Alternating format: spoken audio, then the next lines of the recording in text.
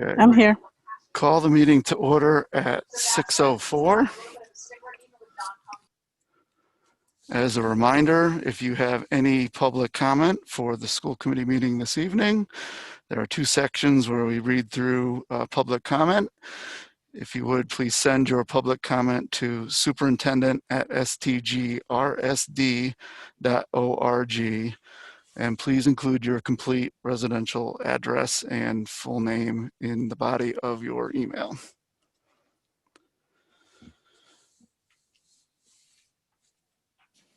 Okay, in your packets, you should have a secretary's report dated 8/25/2020. I'll entertain a motion to accept those meeting minutes. So moved. Second. Anybody have any questions or comments about the meeting minutes? Anybody on the phone that has questions? No. No. Okay, we'll do a roll call vote to accept those meeting minutes. Pam? Yes. Chelsea? Yes. Ted? Yes. John? Yes. Maria? Yes. Ryan? Yes. And Jeff is a yes. Motion passes 7-0-0. Amy, I don't remember seeing an email with warrants. Did we send a new packet out?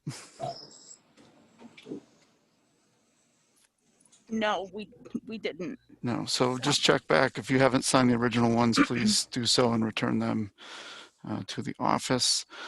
Any correspondence this evening? I have no correspondence. Did receive a lot of emails regarding fall sports, and I think the vast majority of them will be read during public comment tonight. Okay.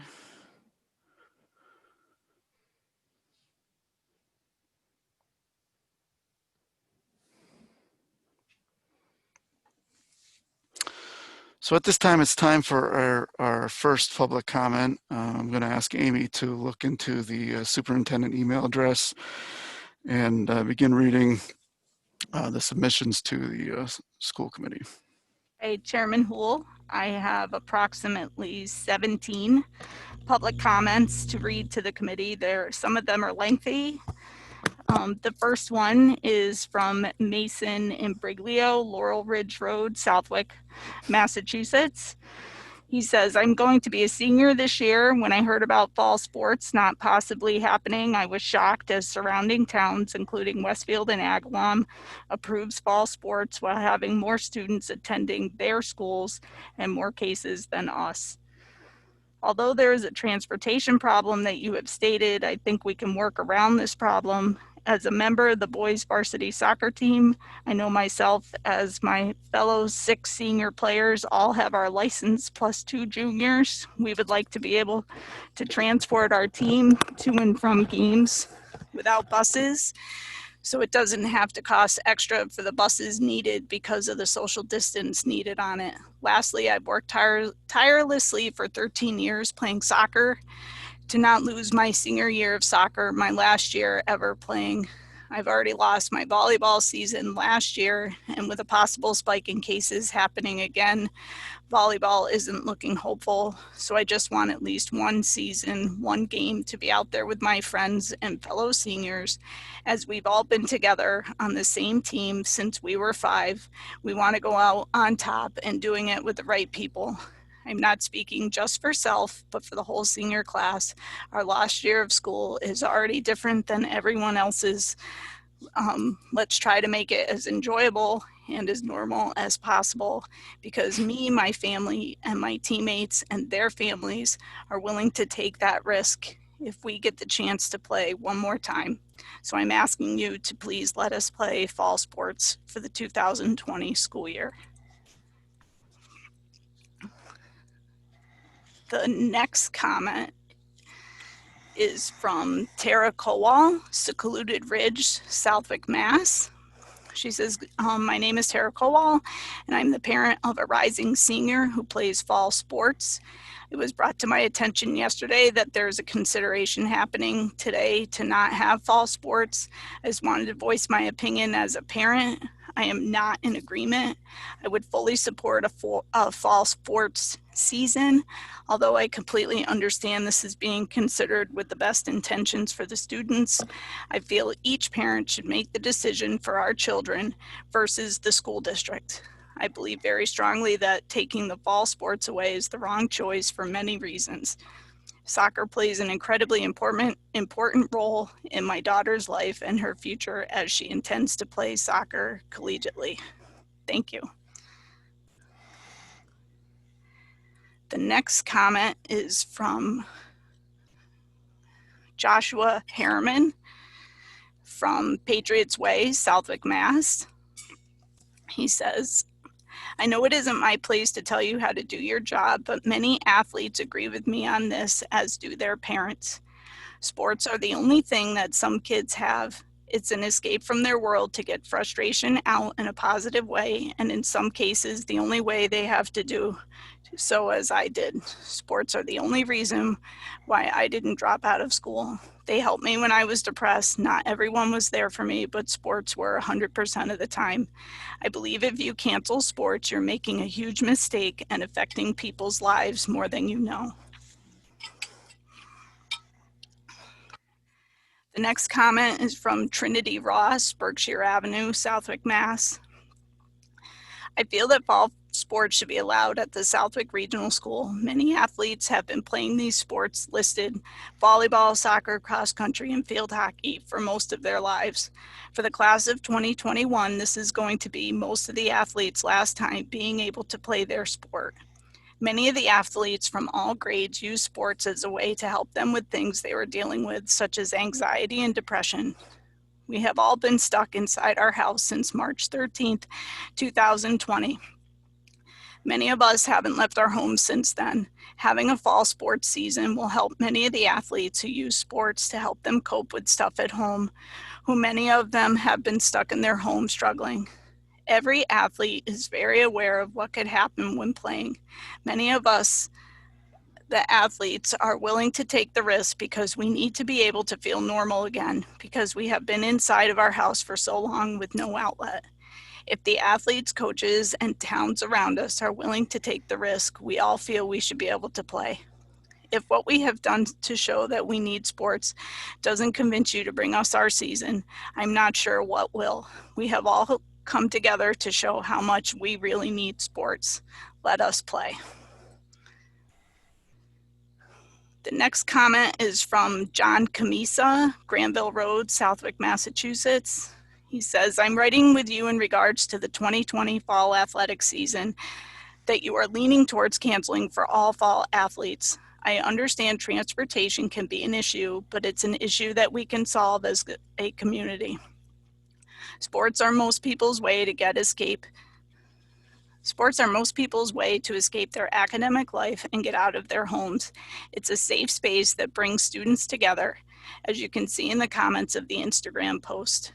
We were given an option to vote on remote or hybrid learning, so why are we not being given a vote to participate in sports or not? For your seniors, this is our last ride, our last chance to live out the dream we've been waiting for 4 years. It's a time that can make or break for someone for an athletic scholarship or to better their own life. MIAA has sent out many precautions and restrictions regarding the 2020 fall season that will keep SRS students safe whether they participate or not. All the towns around us have been granted sports, especially soccer, which is something I've played all my life. Now I'm finally being able to be a captain and lead a team to a Western Mass title. Don't take this away from all the athletes who've put in so much time to develop their craft and create team bonds that can never be broken. Personally, the idea of playing soccer gives me much more motivation to do well in school, and I know for most it gives the same benefits. Please listen to the students, staff, parents, and neighboring towns in our plea for a Southwick fall season. The next email is from Kevin and Rose Hanna, Laurel Ridge Road, Southwick, Mass. We understand it will not be easy to work out the logistics, but we respectfully request that you provide our student athletes with the opportunity to play fall sports. They've already read and trained according to the MIAA COVID-19 Task Force Return to Play guidelines, eagerly anticipating a return to their sports program in an effort to remain competitive for college sports. Student athletes have already endured a series of losses over the past 5 months, and they'd like to return to some level of normalcy. Many safety workers at area farms and businesses many safely worked at area farms and businesses throughout the pandemic, and now they'd like to play. I'm sure that we can figure out a way. If possible, SRS could restrict games in high-risk districts as you did with EEE last fall. With regard to transportation requirements, if you're not legally required to transport student athletes, I'm sure those who have driver's licenses would be willing to sign a liability waiver and transport themselves and a few passengers in an effort to ease the strain on busing resources. We have 2 high-achieving student athletes who rely on the SRS sports program, and we credit this program for assisting with their healthy work habits, task persistence, pro-social behaviors, and improved academic performance. It's as important to our 8th grader as it is to our senior, so we must find a solution. Thank you in advance for your time and attention to this issue. The next comment is from Ellie Westcott, North Long Yard Road, Southwick, Massachusetts. My name is Ellie Westcott, and I'm telling you why you should let us play sports this school year. Last year, I was on the JV girls soccer team. I not only had a new family on the field, but off of it as well. When I become a senior, I cannot even imagine not having a season and not being able to play the game I love for the last time with my soccer family. This year is also very important to us. This is because this is the last time they are doing Western Mass Championships, and we have been working very hard so we can win it this year. I play a lot of sports, and along with many others, I make sure I keep my grades up in school so I'm able to play the game I love and have been playing all my life. I believe we can also push our games later in the day so we can have more options on how we can get to our games. I'm asking you to please rethink your decision about not letting us play this school year. I know this isn't an easy decision, and we realize that you are trying to keep everyone's safety in mind, but with the additional MIAA rules, it helps ensure all our safety while playing sports.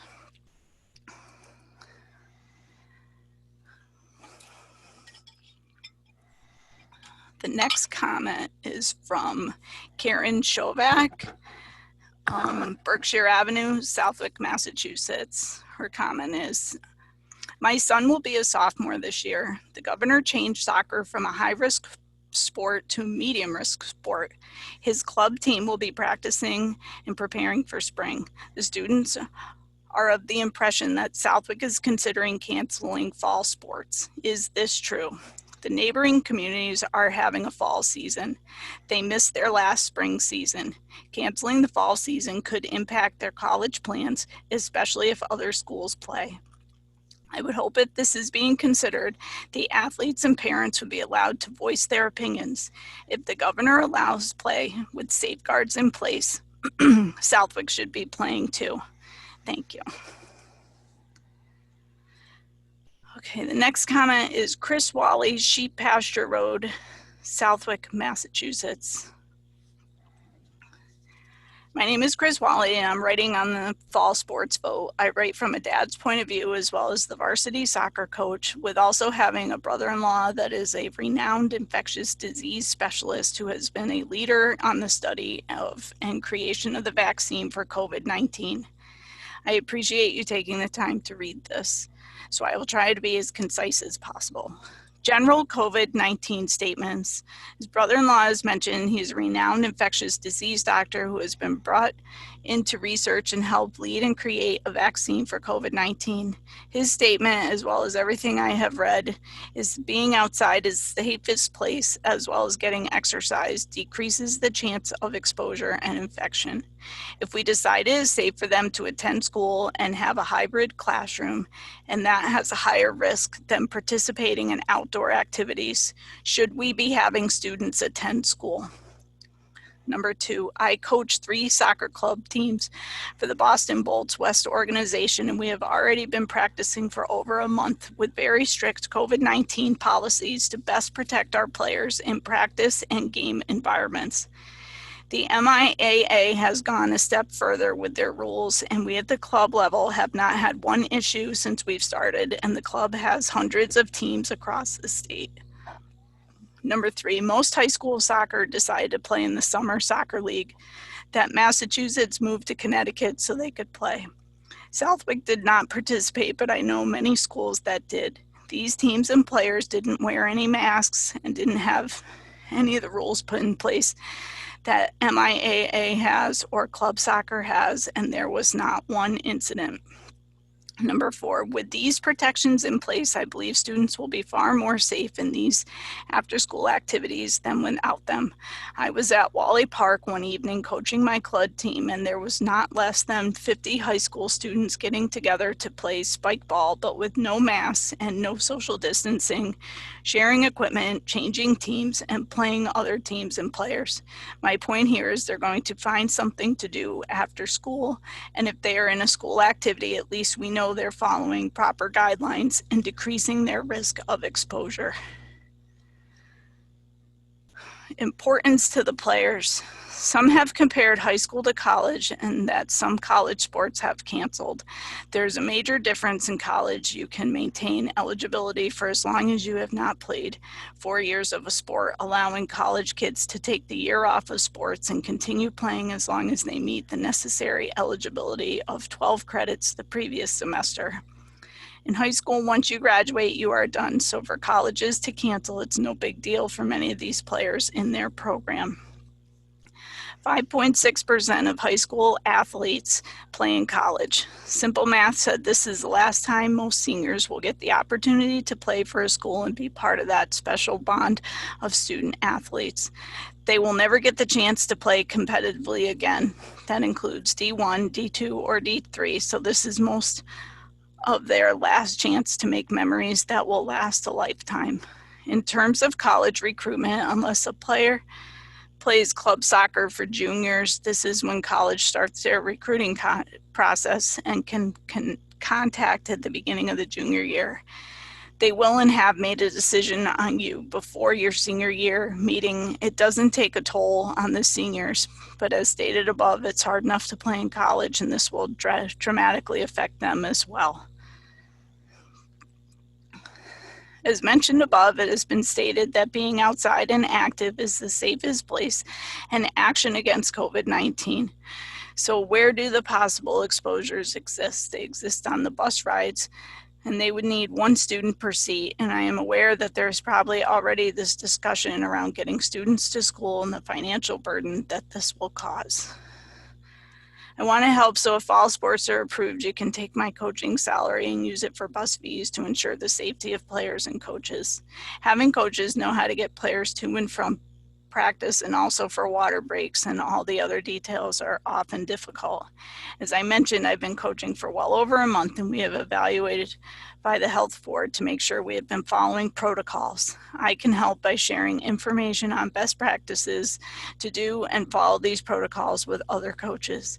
It becomes common practice and very easy once you understand the dangerous exposure times. Spectators, this is obviously the hardest, but we have done it already with my club teams, and the way we handle it is we are marking out social distancing areas for families to sit, stand, and watch the game on the sideline.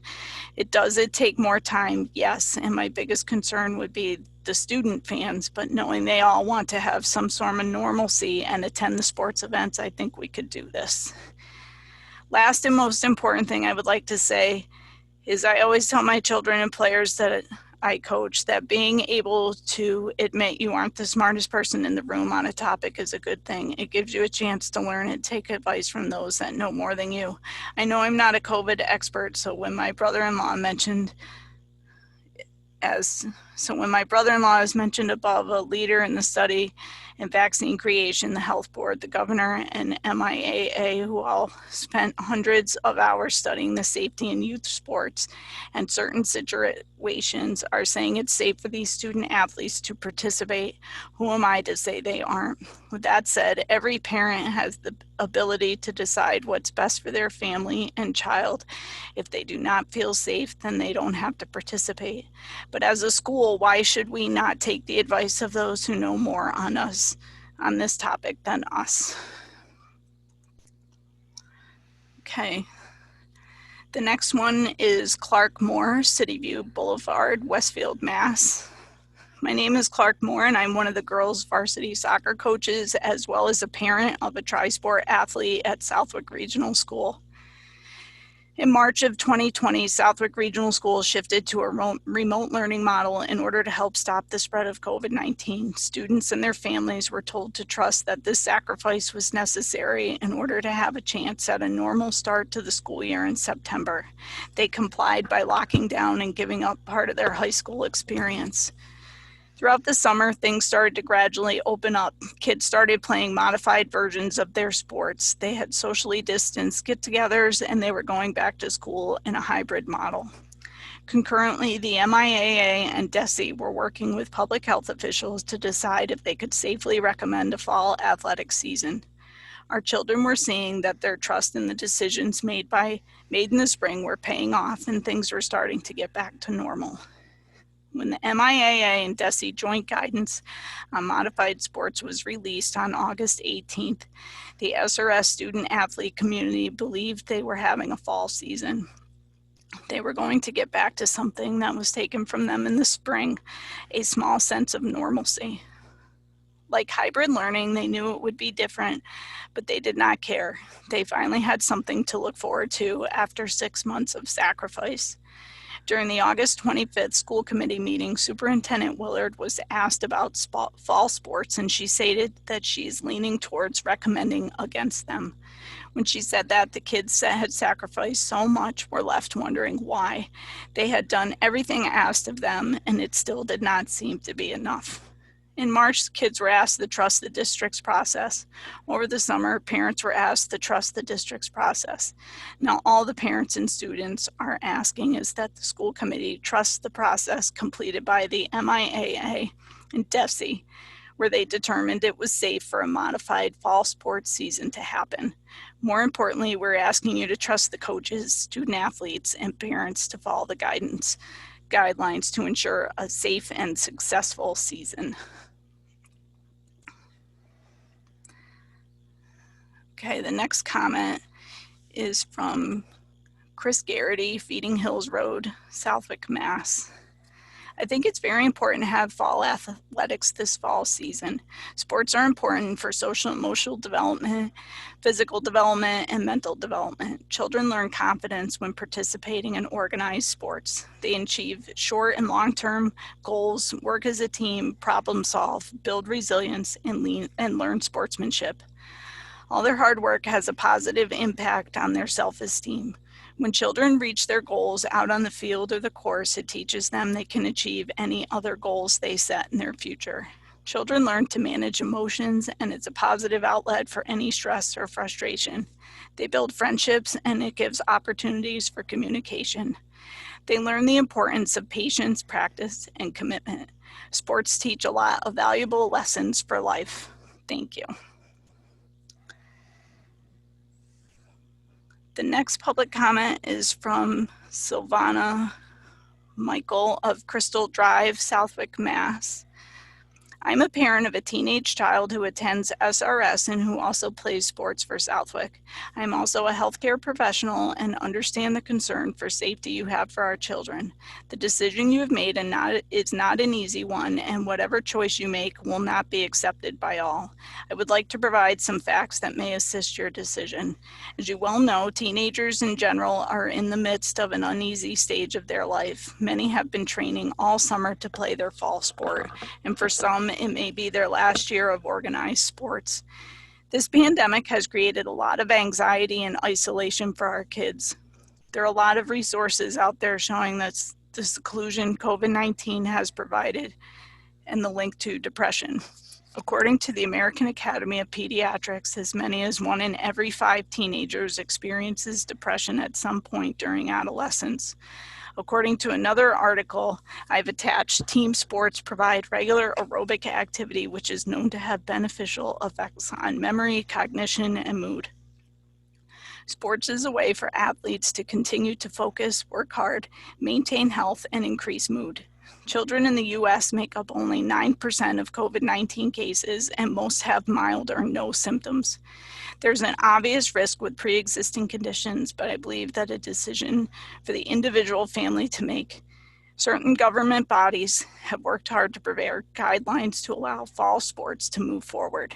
I appreciate your time and hope this information in the attached articles will assist in your decision. And there's several web links provided.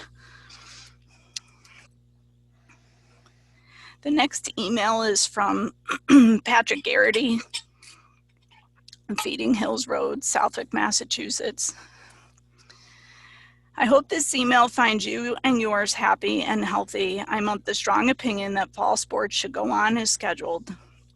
These kids deserve the right to wear the colors of their school. MIAA has set forth the guidelines for sports to begin, and if we follow them, our student athletes will be safe. We should keep in mind that these hardworking kids are going through a difficult time and some might not see their friends. At least fall sports will add some sort of normalcy to their lives.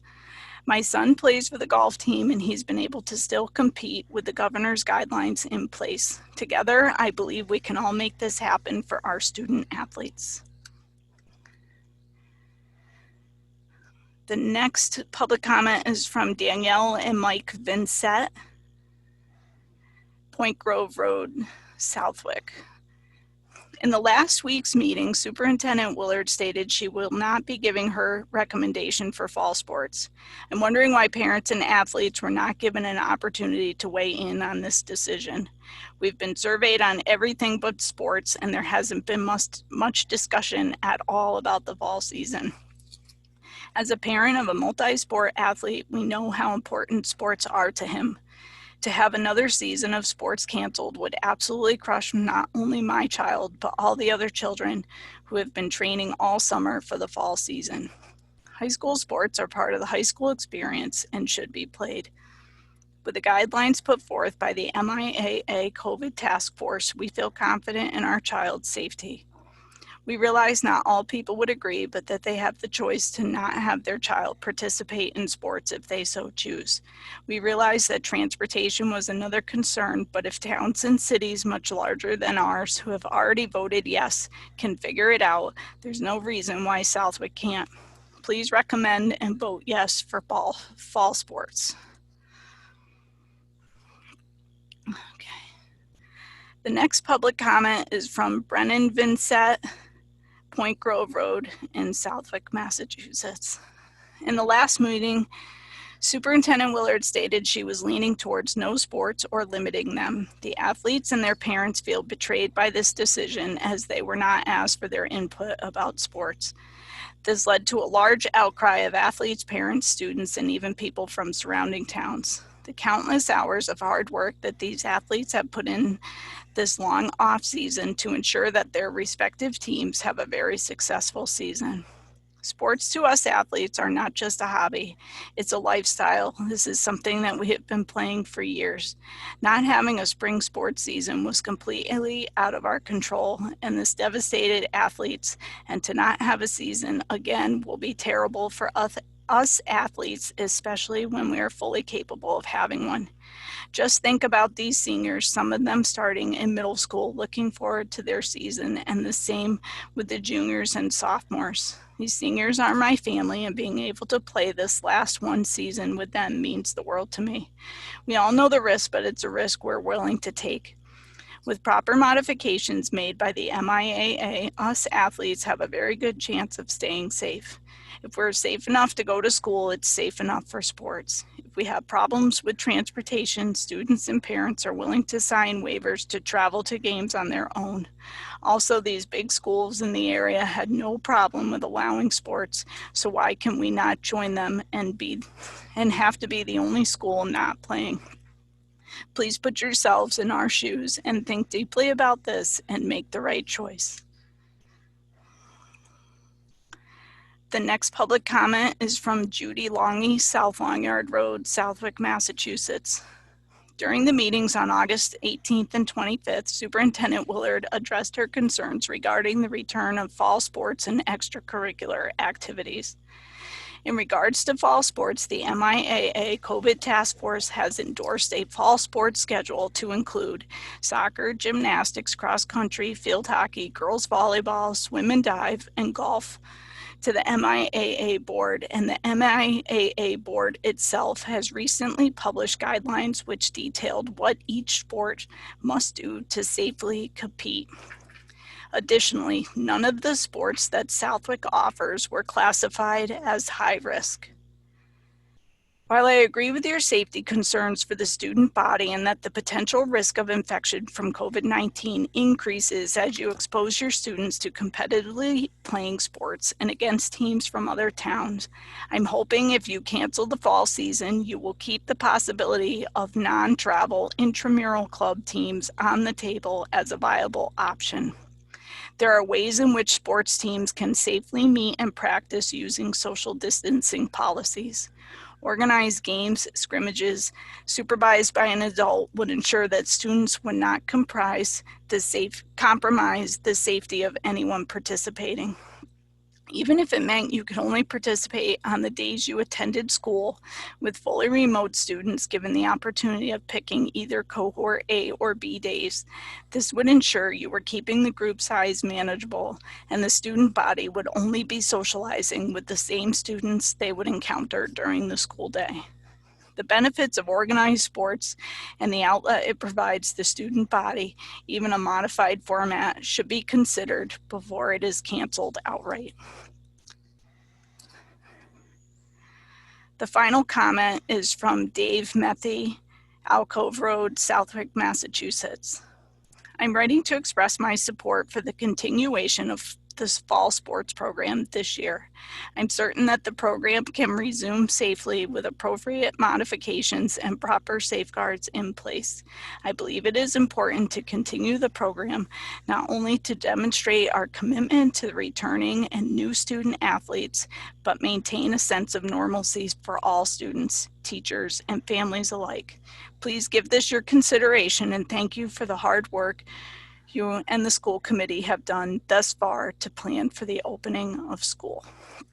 And that concludes the public comment.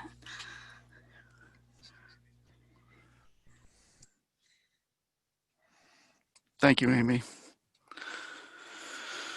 Okay, we do not have student advisory reports. Moving on to educational presentations. Hi, First- this is Superintendent Willard.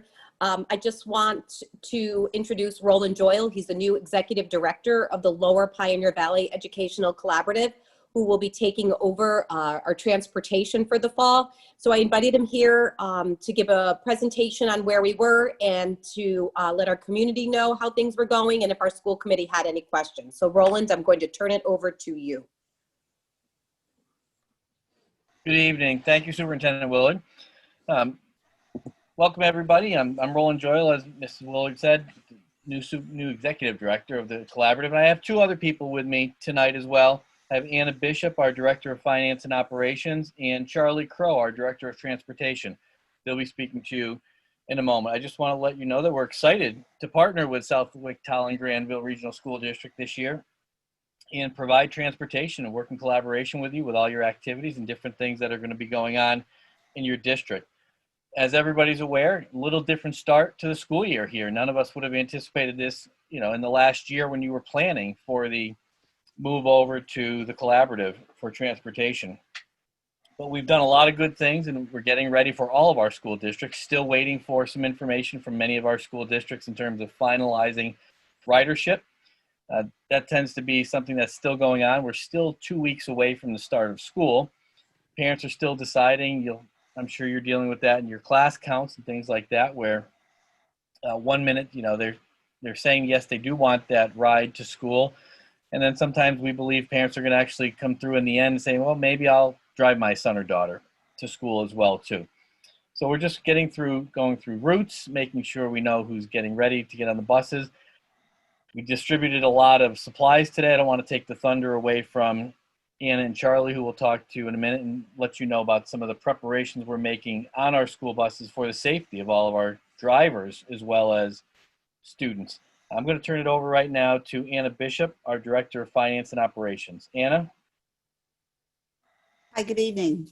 Thank you for having us this evening. So yes, as Roland mentioned, we have been working very hard to try and get the buses up to speed, basically, as far as PPE and to keep the students and the staff safe. We distributed a lot of PPE today. Basically, on the buses, we will be equipping each of the buses with disinfecting wipes. We will have masks, adult size masks and youth masks in case the students do forget their masks. We will have disinfecting sprays to clean the vehicles after the morning run, and then after the afternoon run, we will be doing a deeper clean with the vaporizer backpacks. When we have those on order, we are waiting for them to come in. But if they are not in time, we also have an alternative measure with disinfecting spray that it will be a deeper clean in the afternoon after the afternoon run. And then that cycle will repeat again. Bus drivers will be equipped with masks and gloves. We will be marking, or we are in the process of marking the seats so that students will know where they will be sitting. So we are taking a lot of measures, obviously, to keep the students and the staff safe. And hopefully, when we are starting the transportation, we will have things in place. I know the transportation manager, which was a former employee of Southwind Tower in Granville. Karen is working still on the routing, and we are getting that in place. And so, again, we're taking it day by day, working very hard to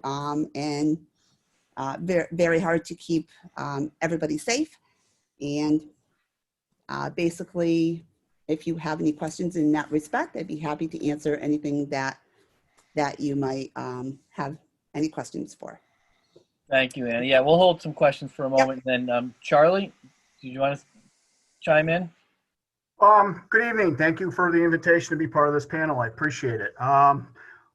Like Anna mentioned, we are preparing all of our vehicles and drivers pertaining to the new procedures that we need to follow for preparing to transport students. I know the seats are going to be different. We're going through the routing now, so what we've done in the past to be able to carry full-size capacity bus is not going to be the same now. So the routing changes are in place. We're going through those lists right now to find out who's opting out, who's going to be transporting on a daily basis. So we're trying to put those together. Going through the vehicles, keeping up the vehicles, making sure that we have the supplies on there. We're also making sure everything's registered now since it's been transferred over to Lower Pioneer Valley. So we're going through that process as well. Employees have been brought on board. We've gone through hiring packets with them to get them on board to be able to say, transfer over properly to LPVEC as well. That's where we're standing. We're going to deal with the bell times when they happen. We know that with the teachers that are going to be at the schools, we have to wait before we drop off the children to be able to make sure there's a staff presence in the school. So we're going to be adjusting times and go through that process as well. So we're going through the pieces to put them together to make sure that we anticipate a startup that should go well for the school year. That's what we're working for. Thank you. Thank you, Charlie. I'll also add, this is Roland again, that you're probably aware of many of the different guidelines that the Department of Elementary and Secondary Education have brought forward. Some of the basic ones that many people are probably aware of are you may have seen the seating chart on the buses where students will sit one per seat and they will alternate, zigzagging down the side. Students in the same family can sit together in one seat. Guidelines always also suggest to us that windows will be open. And they are saying that windows will be open through, at this point, throughout the time, even in cooler weather. We may be able to close them a little, or I say leave them open just a little versus all the way. But other guidelines of good weather include the roof vents being open, as I mentioned, the windows being open. And we're going to take different tactics with loading and unloading. So when students get on the bus, they will load, obviously from the front door, but go all the way to the first seat available in the back of the bus. And then when they're unloading, instead of a free-for-all, like you might see off of a plane or something like that, they will unload from the front. This will limit the students passing each other in the aisles and in the hallways. So we're thinking about all the different things we can do to, as you are and your staff are doing for your own classrooms, to limit contact, to limit exposure to everybody, and really making the safest possible event in transportation for everybody. Superintendent Willard, I'll throw it back to you for any questions. Okay, Chairman Houle, I will turn it over to you in case the school committee has any questions they would like to ask. Pam's got her hand up. Surprise, surprise. So this is Pam Petchke. Thank you, everyone, for being with us. I did have a couple of questions. Roland, your last comment just kind of made me wonder, are seats going to be assigned on the bus? No, so seats will not be assigned because there may be different, somebody may be absent. If seats could be assigned, so the answer is yes and no, Pam, depending on the route. If it's a route where we know exactly the number of on there, people could be assigned if we're always going in the same order, yes. And that would, obviously help us in terms of contact tracing. Also remember, though, for that reason, that we do have videos on buses. So you can obviously see where everybody's sitting in that sense. So one of the things we're looking at is, can seats be assigned? Yes, if you're going to be the first kid on the bus, when you come back, you're going to go all the way to the back and you're going to sit on the right. And as Anna mentioned, all these seats will be marked. So we are preparing for that. Should somebody be absent for a day and going back and forth, it will all depend on how tight the bus is. Obviously, the bus won't be over tight and packed. We think we can do it, but if a family of two is on there and they're sitting together, would we want to keep a seat open in front of them? So those are some of the little things that we are working out right now, Pam. Okay, thank you. Also, as you know, I represent the town of Granville, and I actually met with the Granville Selectmen earlier this week, and they had a few questions about transportation. So the first thing that they wanted to be sure of, or for me to relay to you, was the importance of being in contact with Doug Roberts, our director of highway, about the ever-changing road conditions in Granville, not just in poor winter weather, but also like we currently have a lot of construction. And so I'm assuming that you guys already have his contact information and are reaching out to him with regard to road changes, appropriate places to make bus turnarounds, because the geography up in Granville and Tolland is a bit different. But if you do need his contact information, let me know. Pam, so this is Superintendent Willard. I will include Roland on our morning conversations when it comes to calling school, or when Doug gets in contact with me. I would still like to be the first point of contact for the school district, and I can give Doug Roland's information so that we can work together. So that way there's consistent communication. Perfect. And okay, then, thank you for that. Awesome. And then also in the past, the kids in Granville have transferred from one bus to another up at the town hall. And the question of the select board was, are you still planning on doing transfers in Granville this year? And if so, are you still planning to use the town hall for that purpose? That's something maybe I'll turn over to Charlie, but we're very fortunate, I will tell you, in working with you guys. retaining the majority of your drivers and director out there too. So while yes, it's under a new, I guess you might say ownership, you still really have a lot of the same drivers and same personnel going on too. So they should be able to help us with that as well too. I'm not sure, Charlie, if you're aware of any transfers at Town Hall. As Karen is going through the routing right now with the student lists, and yes, we are still planning on transfers. We may have to throw another bus in due to the size of transfer buses are usually heavier loaded going into the elementary school, middle school, high school, whatever, C-Tech. So we may have to do some extra busing scheduling to be able to accommodate that transfer bus. But we are working on those transfers. We're going to have to go out and time them and see how they work, get all the buses in at the same time. So we are putting those pieces together right now. Excellent. Thank you. Any other questions on transportation? On the phone? Thank you, folks, for sharing your transportation report out with the committee this evening. Okay, next up, we're going to talk about school nutrition. Thank you, Chairman Houle. This is Mr. Presnall, Director of Finance and Operations. I also have with me available remotely Mr. Lillibridge, Matt Lillibridge, our Director of School Nutrition. And Superintendent Willard asked us to take the committee through some of the changes where we're at with food service or school nutrition, as it's often referred to today in the age of COVID. Reflecting on our shutdown from last year and where we are today and what still needs to be done. So as we all know, last March, we quickly went into a shutdown mode. Recognized immediately that we still had some responsibility and an obligation to continue to feed children. Roughly 30% of our district students in our district qualify for free or reduced price lunches. And there was also a lot of concern around the economic impact of the pandemic, people losing jobs, a lot of income insecurity. And Superintendent Willard and Mr.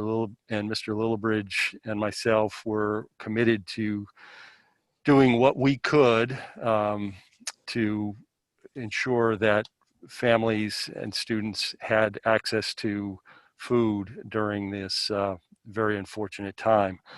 So the various agencies that are involved with food service include the U.S. Department of Agriculture, or USDA, which has a national school lunch program that they operate, which also works with the free and reduced students. The Massachusetts Department of Elementary and Secondary Education, also known as DESE, also has a school nutrition arm, which works hand in hand with USDA and actually administers the federal program at the state level and ensures that we're getting access to the reimbursements for qualifying meals that are served and helping us navigate through all the regulatory stuff that goes along with serving meals to students in school. So the USDA very quickly jumped in and approved serving meals to students who were not in school, allowing us, because under normal circumstances, you would not be able to serve a reimbursable meal to or have it qualify for reimbursement if the student was not in school. So they removed that obstacle. They also approved free lunch service to all students who were being fed. There was no means testing. You did not have to prove that you had a financial need in order to qualify to receive food. So they blanketed everyone with free meal service. And we, Mr. Lillibridge and his staff stepped up.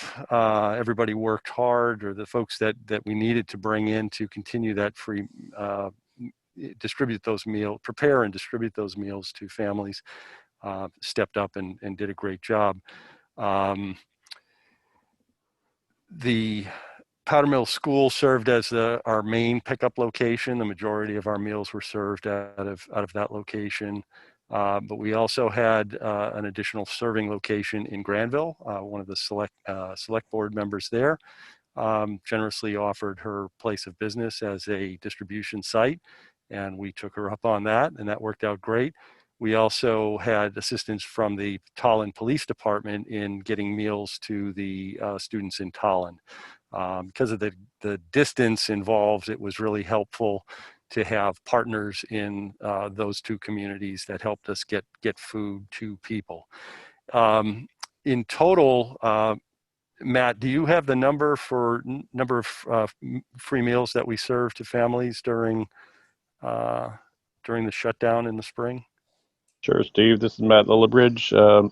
So for April through June, we served 6,834 breakfasts and lunches for a total of 13,668 meals over that time period. And those were all reimbursed at the full rate by USDA. Next slide, Amy. So for the summer, USDA did approve a continuation of the free meal service using what they refer to as their seamless summer option for all districts in Massachusetts. However, we, like most school districts in the collaborative region, our geographic area, with the exception of those districts that qualify for have the community eligibility qualifier, chose not to use our services, but rather the summer feeding was turned over to our community food pantry, which is a food pantry that services the 3-town region, Southwick, Tolland, and Granville. And that seemed to have worked out well for the folks who had that need over the summer. We are currently, Matt is currently working with the School Nutrition Association, or SNA, and other partners on coming up with strategies to create a kind of a more equitable situation than what we might have with respect to students being in school and getting a certain kind of meal, and then students who are whose parents have chosen full remote or a hybrid model and would be remote on several days of the week, that they would have comparable or equitable meals available to them. So Matt's continuing to work on that with his colleagues in the industry. Next slide, Amy. So the breaking news is late on August 31st, the USDA approved an extension of the waiver that allows the continued feeding of free meals to all students. Basically, the way that it's being described is an extension of several flexibilities. This is a quote: extension of several flexibilities into the fall and as late as December 31st of this year. While we are still waiting for some final guidance from DESE School Nutrition, it appears that the extension of the waiver is going to allow us to continue serving students who are not physically in school and provide for full reimbursement to the district for lunch and breakfast that are served. It appears most likely to be free to all students. Next slide. So plans and protocols for feeding our students in the upcoming school year. We need to follow our DESE guidelines for school nutrition and safety. DESE came out with some fairly significant guidance on how to run school lunch programs, school breakfast programs in school, and also with some suggestions and guidance for how to do it for remote learners as well, because we will have a combination of all of that each and every day. Large gatherings in the cafeterias are really not possible when we impose the distancing requirements. We're just not able to get enough students into those spaces to do it safely. So that was pretty much early on taken out of the option list. breakfast and lunch will be served in classrooms. We will need to require the use of a pre-ordering system that is linked to our point of sale system. Parents have been using this POS system to put money on student accounts. If what we believe is the guidance, if we're interpreting the guidance correctly from USDA, and we get that clarified by DESE next week, parents will not be paying for meals, so they won't be using the POS system to put money on the accounts. But in order to get an accurate count of who we're serving in each room each day, we're going to be asking folks to pre-order their meals. So it gives Matt and his team a fighting chance at getting the food quantity correct and not having a lot of excess food being left in classrooms and moved around the building.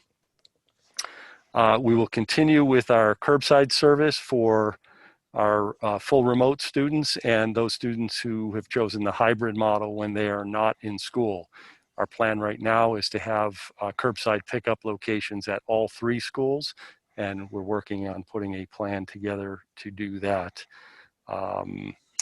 And our focus this year is on trying to incorporate some hot meals or prepared foods that are done by our staff and not just focus on the prepackaged stuff, and doing this for students who are in school as well as those who are in a remote and using our curbside arrangement.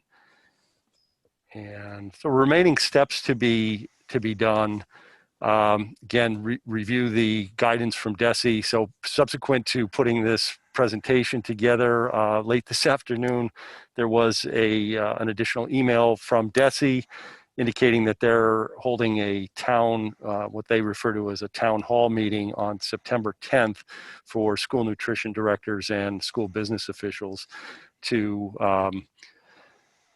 basically respond to all of the questions that have been coming at them since this late breaking news from USDA. We need to implement our pre-ordering system. That system has been ordered and will be installed. We will then need to communicate how that would work with families. So be on the lookout for that next week. Matt's continuing with his each site manager on menu development, and again, focusing on equity for all of the models, all the learning models that we're employing this year. We still want to fine tune the meal delivery procedures for classroom and curbside service. We're working with our building and grounds supervisor, Mr. Wykander. Matt and I met with Eric yesterday to go over some of the procedures and protocols for how we're going to handle dealing with the food waste and just the general waste that's created by doing this classroom meal service. So we think we have a good plan there, and we'll fine tune that in the coming week to 10 days. We also are providing training, professional development to our school nutrition and the teaching staff. We're going to need to play a role in the meals service that's taking place in classrooms. And lastly, as the commissioner and others within DESE have been preaching since last spring, basically, we need to continue to adjust as necessary and prepare to pivot. We know there's going to be some bumps along the road, and being flexible and agile and responsive to those is going to be critical. So we're preparing to do that. And I'm happy to answer any questions the committee may have. Any questions for Steve? Chelsea. Chelsea Berry. I'm really excited to hear about the focus on hot and healthy. Thank you. And thank you for all of the work. Thinking about 13,000 meals and the 3 communities coming together to deliver them is pretty amazing. I'm just thinking the first thoughts about when you were saying we're continuing our curbside pickup in Southwick and we might have pickup at the 3 schools. I'm just imagining if I was a parent at home with a couple of kids in different grades. They might have lunch at different times. How am I going to get to the school and back within their lunch times, or if they're different times?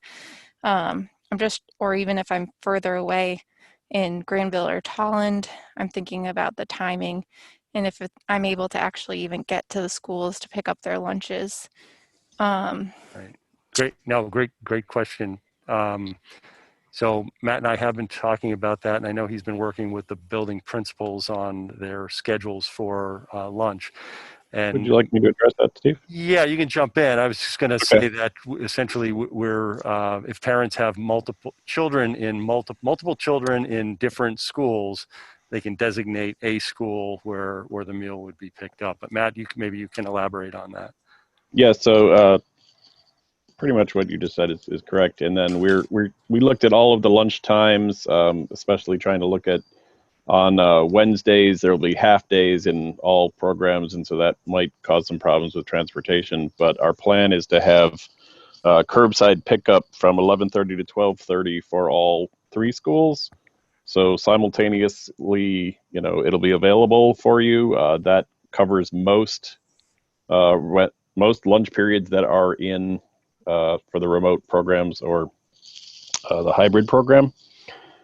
And we're still working with principals to have a set location that'll be the same location all year long. So if anything changes, we will at least be consistently here.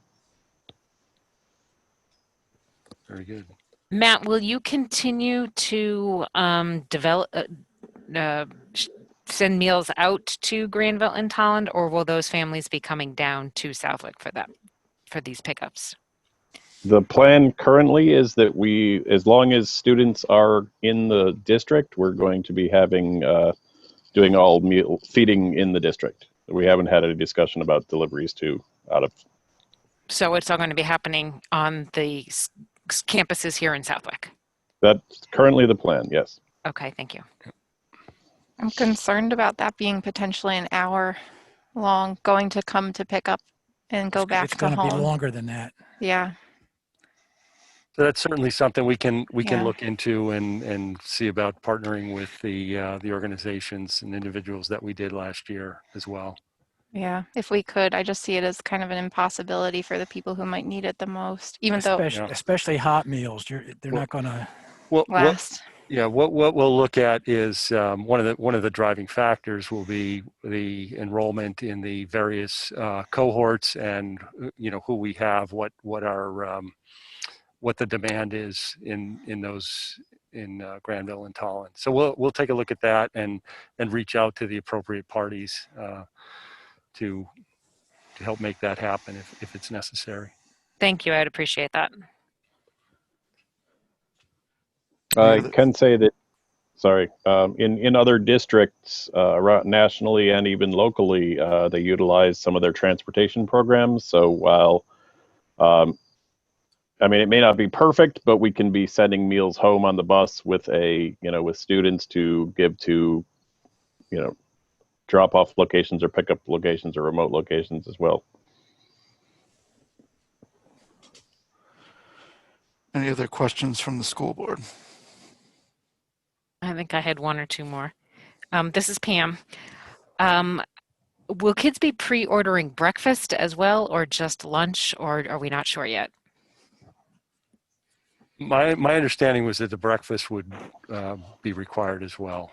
And Matt, correct me if I'm wrong on that. Yeah, the plan actually, as discussed with Ms. Carrier and Ms. Sasso today, was that their protocol that they're putting out is that orders would be taken for breakfast on the afternoon the day before. So essentially at the end of the day, teachers would ask all of the students, I guess both online and in person, who wants to get breakfast tomorrow morning, and they would put that order through on the pre-ordering system.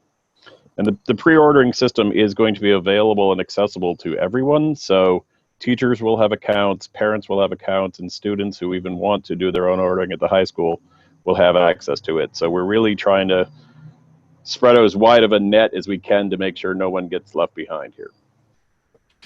And do we know when we will get confirmation from the state as to whether or not this is going to be free for all, or parents will need to pay?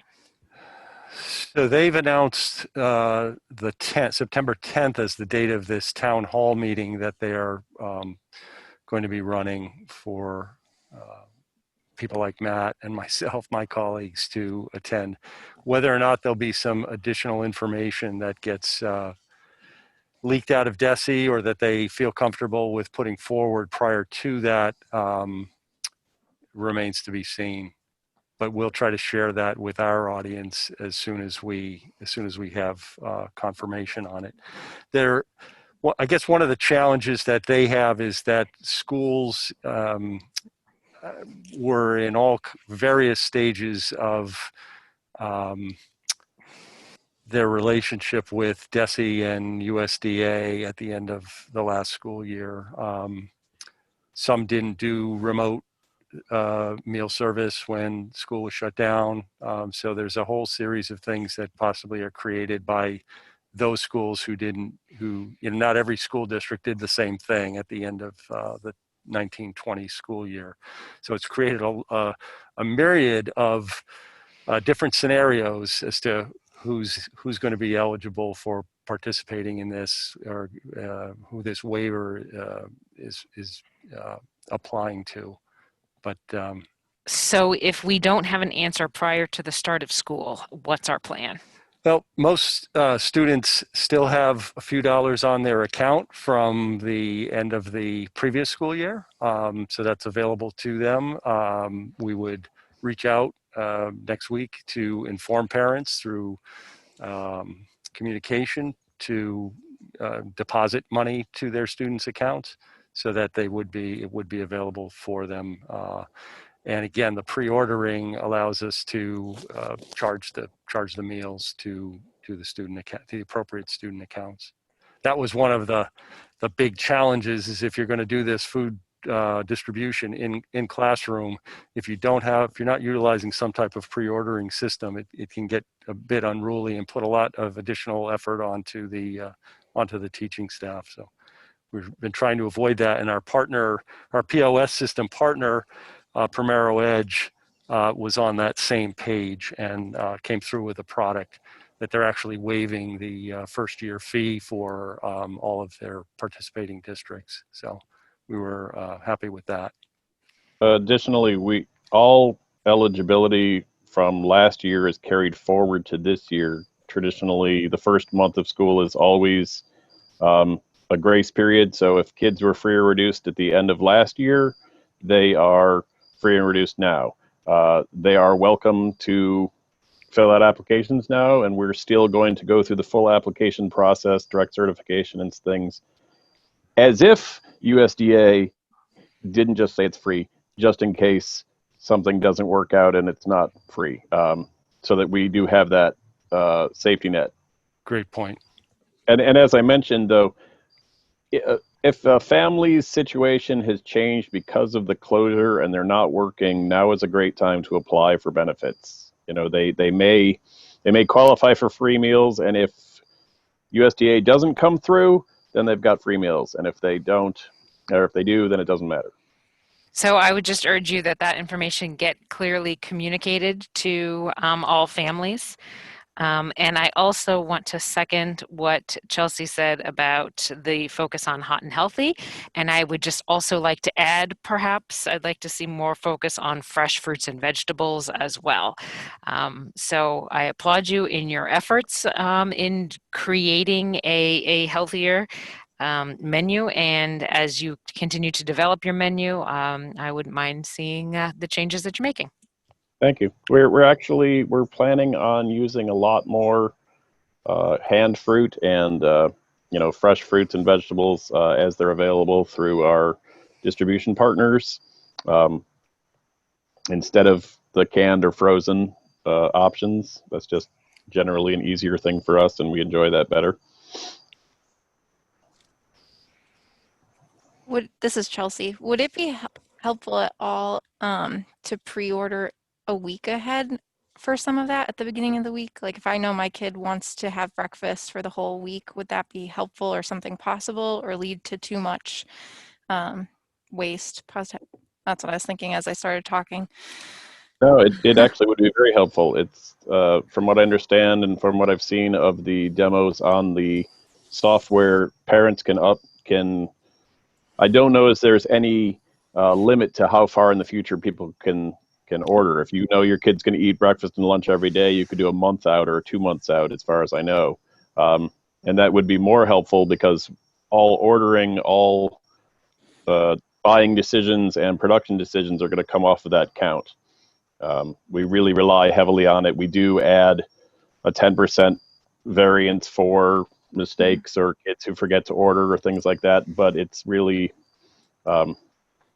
it's key to helping us be able to do a good service to the kids. Thank you. Thank you. Any other questions for school nutrition about on the phone?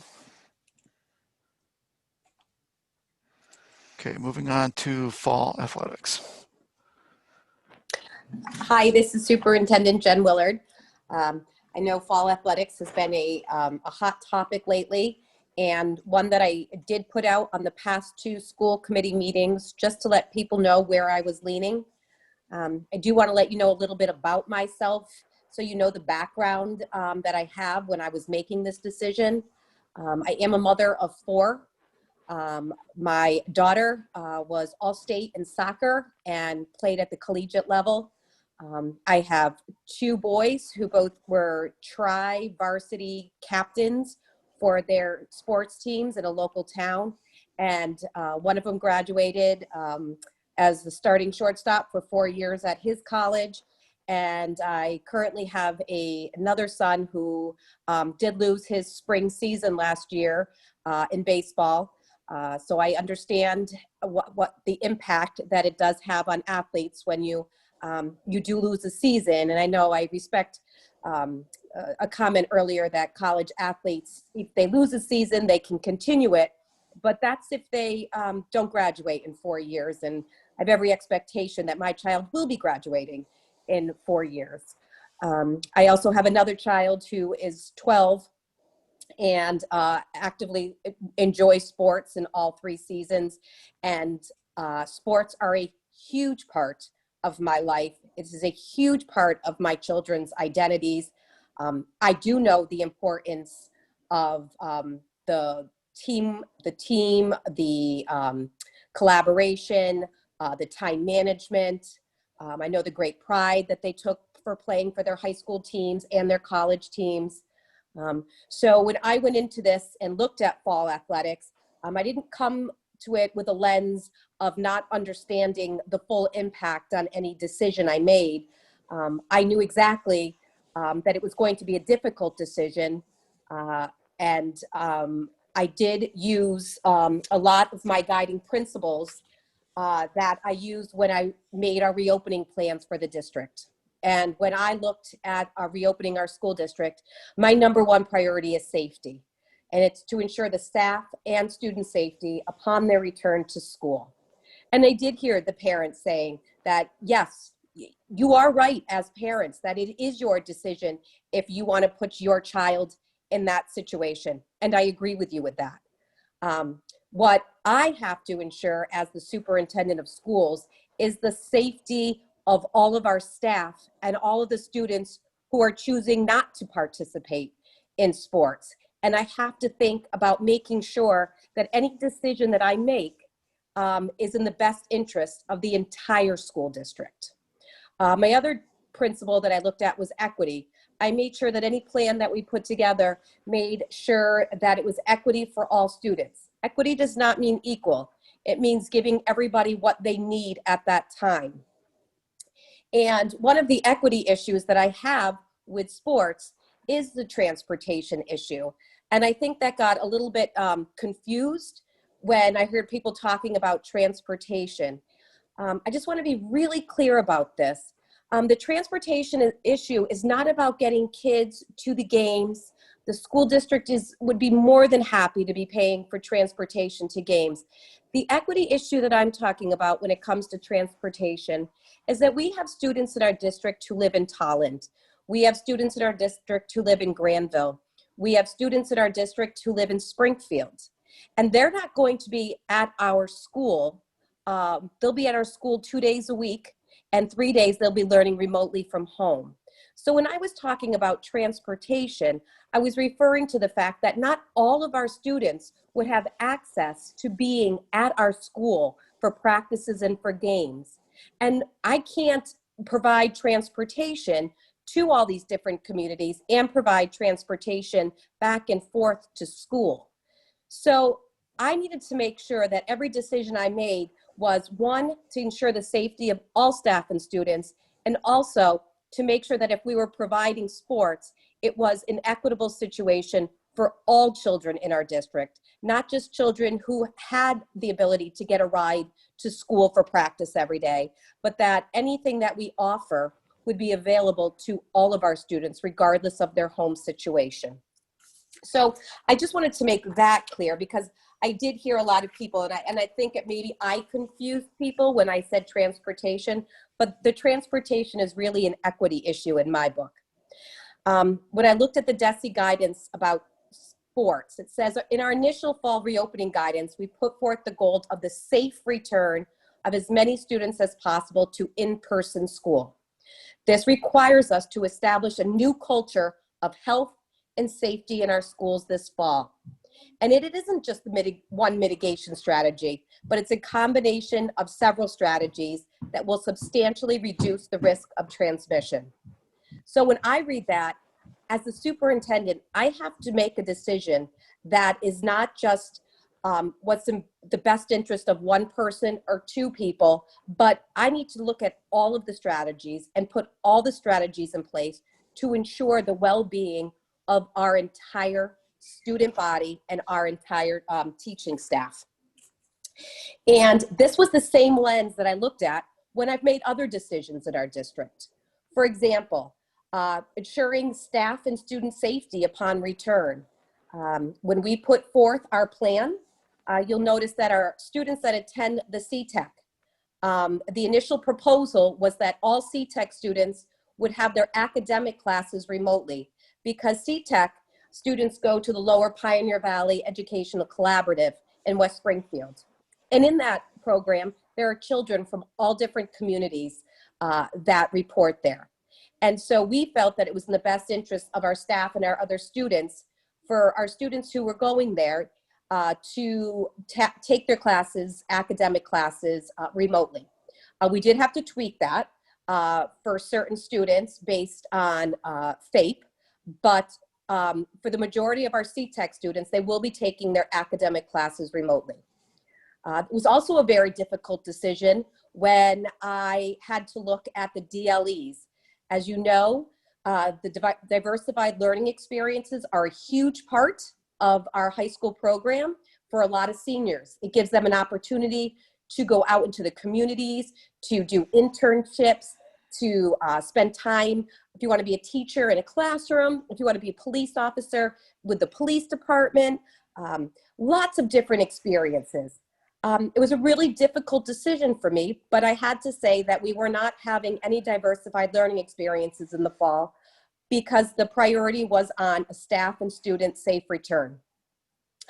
We've also made revisions to band and chorus per the DESE guidance. And as at this time, we are not going to be holding any play performances or drama performances. So this is the lens that I've taken, not just when I looked at the proposing sports, but also various different opportunities that we have provided in the past that are very important in the lives of a lot of our students. When the PE requirements came out, I looked at the PE requirements, and some of them that were that stood out to me was that if our students are outdoors with masks, no activity could occur within 6 feet of distance between individuals. And if indoors with mask required, these activities can occur with 6 feet of distance between individuals. And note, these activities cannot occur indoors without a mask.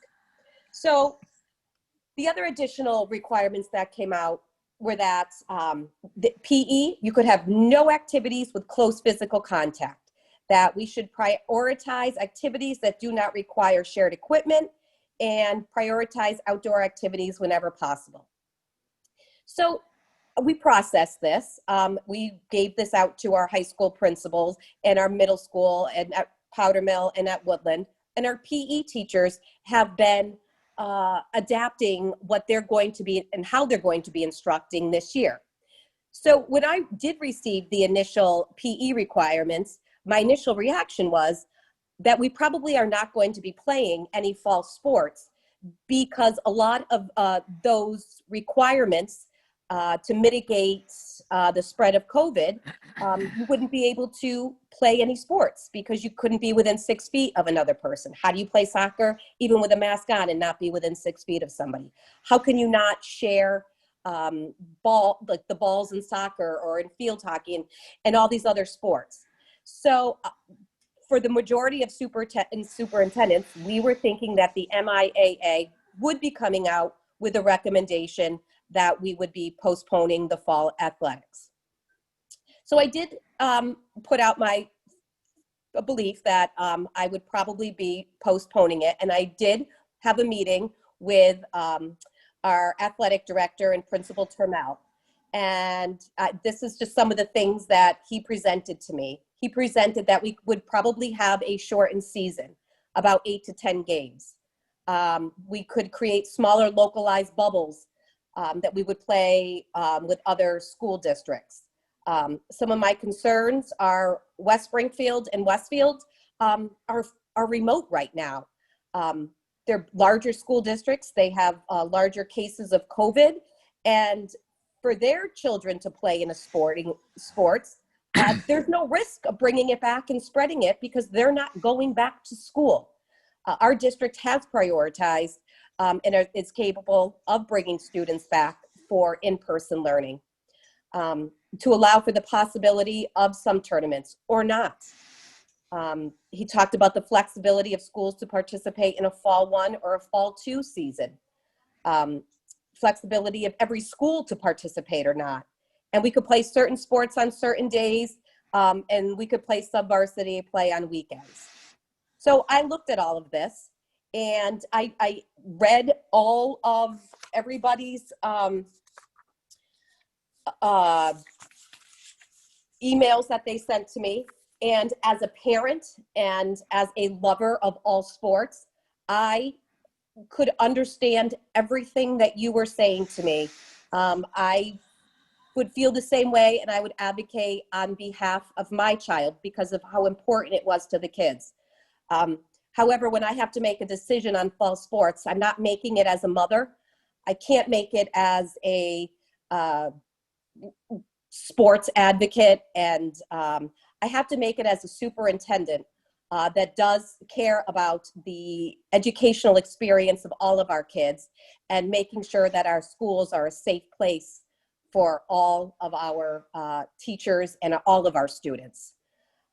So we are taking a very conservative approach to sports.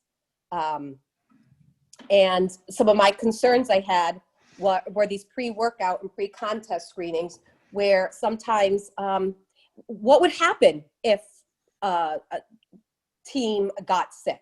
That would, kids on a team got sick, that would shut down all of those cohorts that all of those athletes were in. It would impact the 9 through 12, potentially the 7 and 8, and we would have to go to a remote setting because they would be in close contact with lots of other kids. It would put our teachers at a disadvantage because we are very fortunate in Southwick, Talent, and Granville to have very low COVID numbers. And I would be putting our students in communities where the COVID rates are higher. The social distancing, very concerning for me this summer, I need to be honest. I had to call our athletic director on numerous times because I was getting reports from the public, and I saw it myself, that our athletes were not practicing safe social distancing. They were practicing in large groups without masks on, and the community was concerned enough that they reached out and they called me, and I in turn had to call our athletic director. So I did look at that. I also looked at the potential of spectators. when I met with the athletic director, he explained to me that if we were going to have spectators at games, we would need to hire additional staff in order to enforce social distancing requirements. At this time, we don't have any additional staff to enforce social distancing requirements. He said it's not something that he could just do on his own right now. And then my concern is mask breaks. During play, when they take their masks off, they have to be 10 feet apart. It's going to be momentarily a brief face covering relief. Above and beyond that the mask is going to be on. I know that sounds great, but I don't know, as a runner, I cannot run with my mask on. It is difficult to breathe. And I know that would be a personal choice for people, but it is also something that when you are exercising, it is very difficult to wear a mask. I did include for people's reading, I'm not going to go through them all, but I did include some of the modifications. I did look at them. I want you to know I looked at them, that these were some of the modifications for field hockey. Soccer has about 3 pages of modifications. And as a daughter who played soccer, I'm not quite sure how you play the game of soccer with these rules. I'm sure it can be done, and I'm sure somebody can tell me it can be done. But it's retraining a natural athlete on how to play a game that is very natural to them. And it would all be yellow cards and drop balls, and the purity and the love of the game would be different this year. I looked at cross country, very minimal changes to cross country, wider fields, wider courses, and potentially only having two teams. Volleyball, I can tell you right now that volleyball would definitely be a sport I would be moving postponing without a doubt, because playing inside with the rules just does not seem like a doable and feasible option for the girls volleyball team right now. And golf had very minimal changes to the game. So I did read all this. And I also consulted last Thursday. We have a weekly meeting with our Board of Health, our public health nurse, and our lead nurse at the regional school. And we talked about all of the concerns I had. We talked about the potential for the spread of COVID without having any sports seasons yet, but watching what's happening at the professional levels when these athletes are living in bubbles, but because of the close contact they have, that the spread is much greater.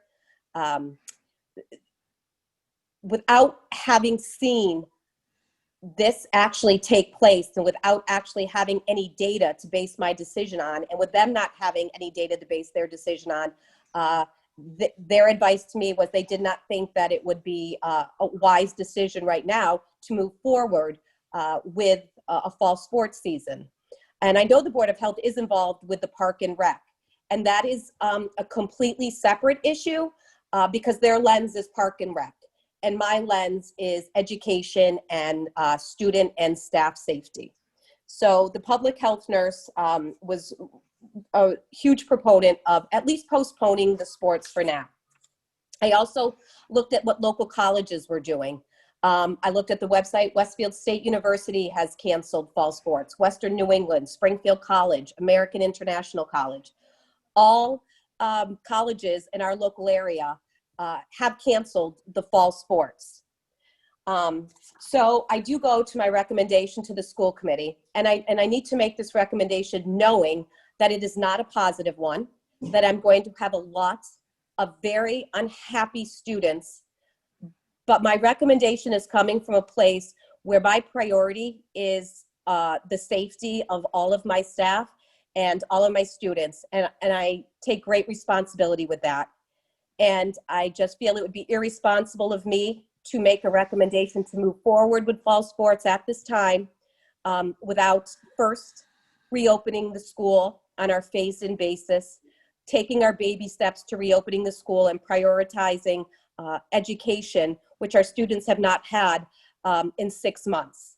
So I am going to be making a recommendation to the school committee to post fall sports from, it is called fall sports season 1, not A, to fall sports season 2, which is the new sports season that they have created between the winter and the spring sports. Now, I am making that recommendation where COVID rates could go up, and I know that that season may not be available. And I'm also not sure what teams will be playing in that fall season too. But that is my recommendation as the superintendent of schools at this time. Okay, any questions from the committee for Superintendent Willard? Yeah, I have some. So this is John Shantz. So the other districts, so basically like we saw, everybody else is more or less playing around with it, playing around us. And you mentioned Westfield being remote and that sort of a thing. Have you spoken to those other superintendents about how they're dealing with those challenges? I have. I do know that Agawam I spoke with Agawam and Ludlow and Longmeadow because they are part of the Lower Pioneer Valley Collaborative. I do believe Longmeadow is taking a vote tonight. I do believe their school committee was leaning towards sports. Agawam, I believe, was leaning towards playing sports. And it came down to that is what the school committee wanted to do. The Westfield and West Springfield, they're remote. So that would be an easy call for me because, again, I feel like that it's, as our commissioner said, he doesn't quite understand how you can need to be in a remote status, but be able to play sports, which I can understand through that lens. But through the safety lens, I can understand it because that goes back to what the parents are saying. This is our choice to put our kids on that field. And it would be the parents' choice at that point because they're not going back into a building with in-person learning. So in one breath, I can understand the decision if you're remote to play sports, but from an educational perspective, I'm not quite sure I see the, I don't necessarily see it. So, let's see. I'm going through my list here, sorry.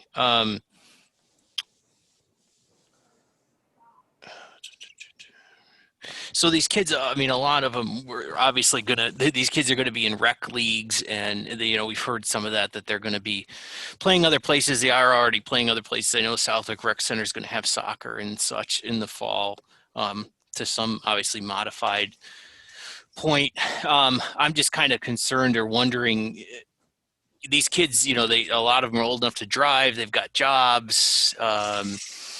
They're going all over the place anyway, and so I get the contact tracing of this is going to be pretty difficult regardless. And I almost feel like you could make a case that the kids may be safer in some way playing the sport because at least we would know they were here and they're following protocol. I mean, these kids are not going to go.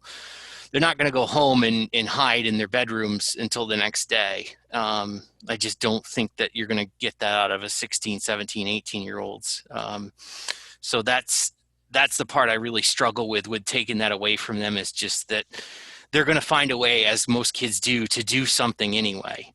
And like I say, I would almost feel like it would be safer for them to be doing what we can with this, and doing the best we can. And to jump on to that one further, as the parents mentioned, and the people that put in public comment, we haven't really reached out to the community about this as much as we have with other things. And, there's obviously the education is the number one priority, but these gaps that we have with help and needing to hire resources, I don't know if we can fill those gaps with parent volunteers. I feel like we would have an opportunity here to maybe fill some of those holes with parents that are willing to try to make, their kids' last high school year or last couple of high school year sports happen. So that was a bit of a rambling points, but that's kind of where my head's at. Right. The reason I did not ask for input is because I knew, that's why I put it out for the past 2 school committee meetings. I know that the parents want their kids to play sports. I know the athletes want to play sports. My own children have told me that I can't believe you're going to take sports away.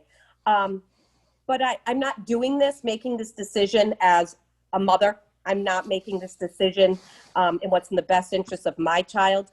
I'm making this based on my promise to our teachers and to our families that I would put the safety of all students and all staff as the priority in the reopening plan. And just like I said no to the DLEs and to other things and to the drama performances and to our band, it is the same lens. So it would be hypocritical of me to say that, sure, we can have sports, but we can't have all the other things too that are school sanctioned. Again, I am one person and I'm simply giving you my recommendation. And that is all I'm doing tonight. Yep, I appreciate certainly the box that you're in with the decision and the recommendation. You know, as usual with these last couple months, we're certainly not going to make everybody happy. I know this is a very unpopular decision.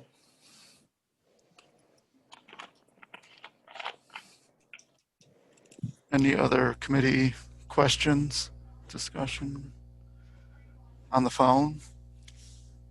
I just have, go ahead, Maria. This is Maria. Just want to put it out on record that you mentioned knowing that the Southwick Rec Center is playing sports. This is the group of kids that will be going to Woodland and Powder Mill. If they're out there playing with other kids, playing in other towns because it's travel, they will be exposing those teachers that you're trying to protect as well. So that's one point. My second point is, if you want to be equitable, I mean, I know the other towns are playing. I know the school committees are saying, yes, go ahead. Regardless if they're remote or they're hybrid, I think the kids are the ones sending those emails to the school committee members and to you as public comment. They do want, if they want this, we have to make sure that we put the safety and the guidelines out there with the other towns that we will be playing against, because I believe most of those towns are playing regardless of remote or hybrid. So we will be the only ones saying, nope, you know, if we go with a no vote, we will be the only ones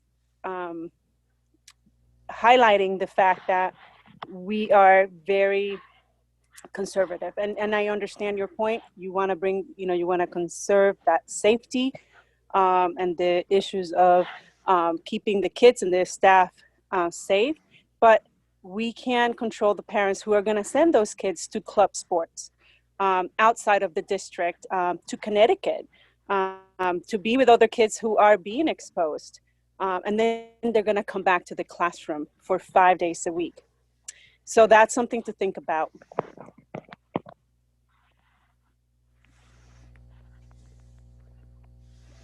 So this is Pam. I just have a couple of comments based on what's been said already. You know, I kind of agree with everything that has been said, but and, you know, obviously I have read all of the emails that have been sent to us. And, you know, as a family of athletes, I understand. But we have to keep in mind what our role is. And when it comes to a pandemic that we have never, ever experienced before, we have no basis of comparison, nothing to guide us through this. I have to say that I am very proud to take a conservative stance. And when it comes to families who choose to enroll their kids in rec center sports or in club sports, that is their choice, but those are not school sanctioned events. Our job is overseeing things that are sanctioned by the school district. And we cannot control the things that are not, but we can control the things that are. And when it comes to, our school athletics, that is within our realm of decision making. And I am proud to say that thus far, I've been part of a very conservative committee that really prioritizes health and safety. And I've heard Jen say multiple times today that we need to prioritize education. I mean, we are a school district. Our number one job is educating our kids. And that is going to be a challenge no matter what. And I do not want to do anything that could possibly make that even harder than it already is. So that's my stance on this one.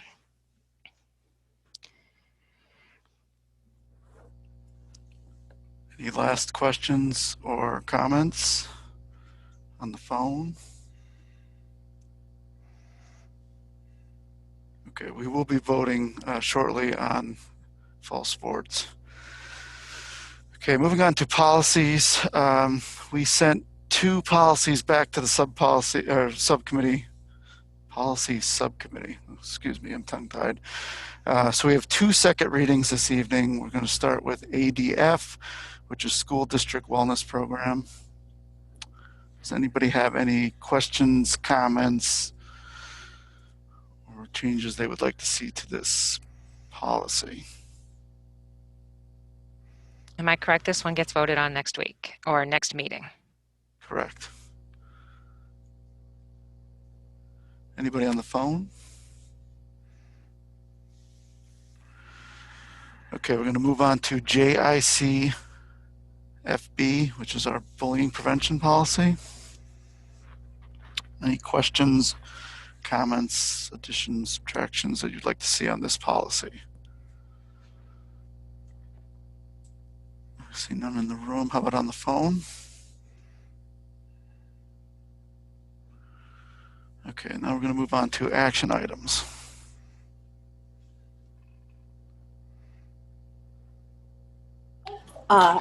This is Superintendent Jen Willard. I move to postpone the 2020 fall athletic season to commence in the spring of 2021 so that teams may participate in the MIAA Fall 2 season for the 2021 school year. Recommended. So moved. Oh, am I muted? Nope. Okay, so moved. I second the motion. Okay, we have a first and second. Before I open the floor to the committee for some discussion on this action item, I just want to remind the committee of a few things. This motion requires a majority vote to pass, which we will be calculating with the weighted votes if necessary. When I call your name for the roll call vote, yes vote determines that you are supporting postponing the fall sports season to fall 2. If you vote no, that means you're not in support of this, and you're in support of keeping the fall season as is. And then if somebody wishes to abstain, that's an abstention. So just a reminder that the weighted votes are as follows. So each Southwick member carries a weighted vote of 16.4 votes.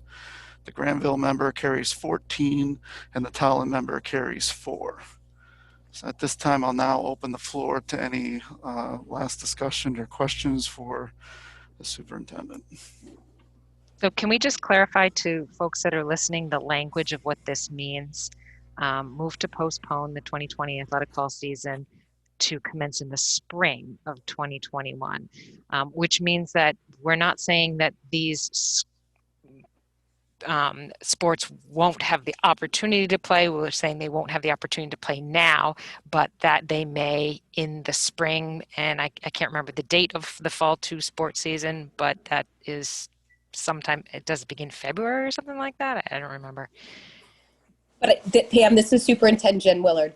I also want to make it clear that if there's a lot of snow on the ground and fall 2 is an if still, I need to be perfectly clear with that in my proposal, that I proposed that we would participate in fall 2, or I'm assuming volleyball, we could definitely play in fall 2 because it's an indoor sport. But I do know that the other fall sports are outside, and weather depending and team depending. I can't guarantee that there will be a fall 2 season, but I am making the motion that if everything falls into place, that we would participate in the fall 2 season. Okay, thank you for clarifying. I have one comment. I read through all the documentation, the rules, and the trying to fit the COVID stuff into the different sports. And there's only one sport that stuck out to me was golf.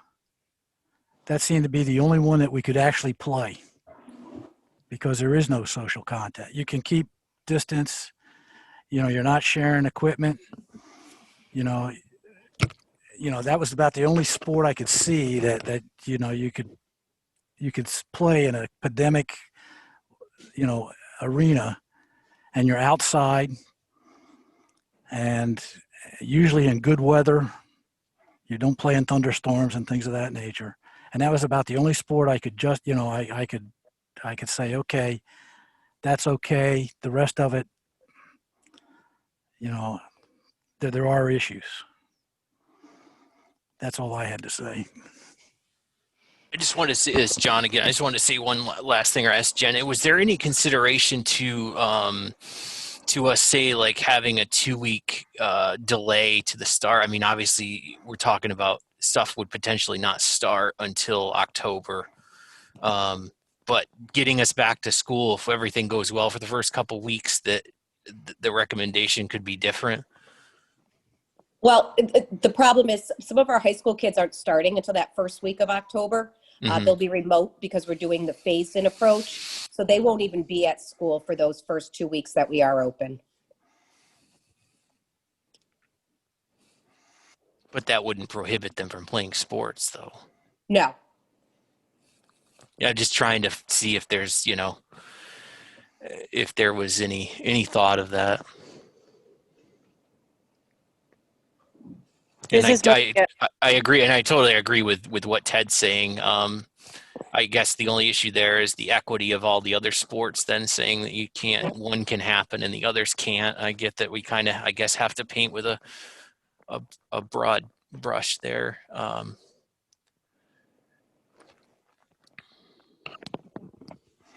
There are school districts who are approving certain sports and not others. No, that's good. That's interesting to know. I mean, I'm conflicted on that one. I get it. I definitely agree with what he's saying. I understand that, and I understand the equity issue. I understand that fair is not always equal, so I'm curious about Jen, what your take is on that. My take is that I didn't pick and choose between certain diversified learning experiences. I came out with a blanket of no. And again, this is simply my recommendation. I have promised my word was to families and to staff that I will do everything I can to keep you safe. So that is where I am making this decision from. I'm making the recommendation. I do know that lots of school districts, I believe it was Pittsfield, has canceled all sports for the upcoming season. I know one community, they've approved 3 different sports and they're only playing each other in their county. And I think Joe or Dave might have a little bit more information on that. I know people are being creative, but I've given my word. And so that is the basis for my recommendation.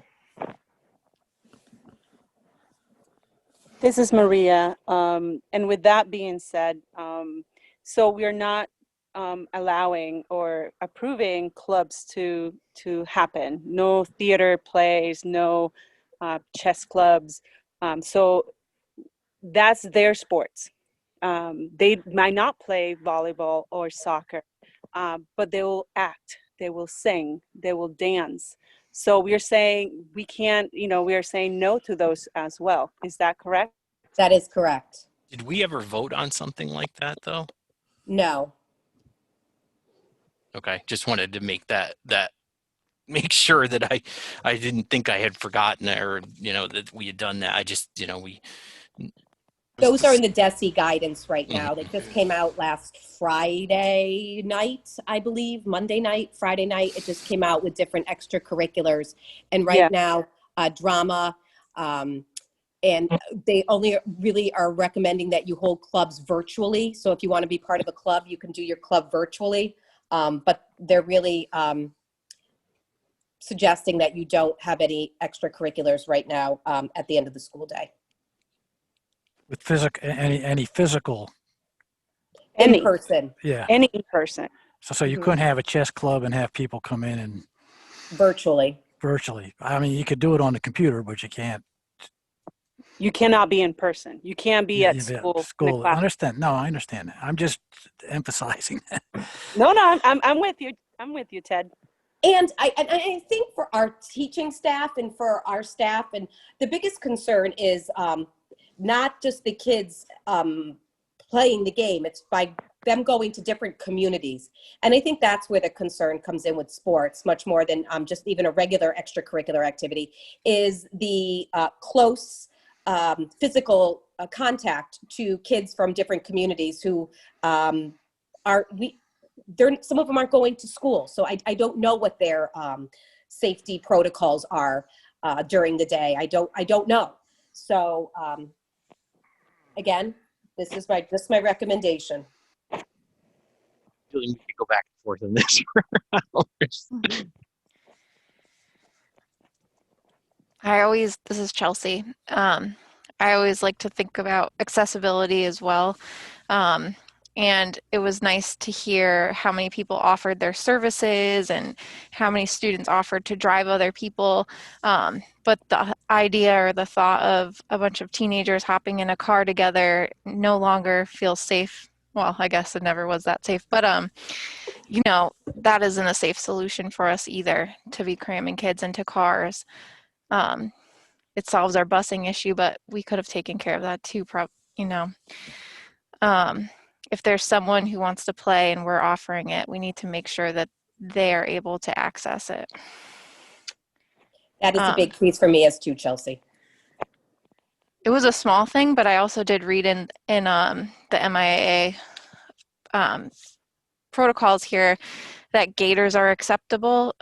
This is a really small thing, but I think that there's all these studies coming out about how those aren't actually very safe. They're actually even increasing the risk. So I'm not sure, even if we were following all of these protocols, if they would be the safest. Some of these things are really nice. You're eliminating handshakes. You're making sure that things are sanitized, masks, and you almost start to believe that maybe the risk wouldn't be there. But even if you listen to all of those public comments, a lot of people ended it with, we accept the risk, or we know there's a risk, but we think it's worth it.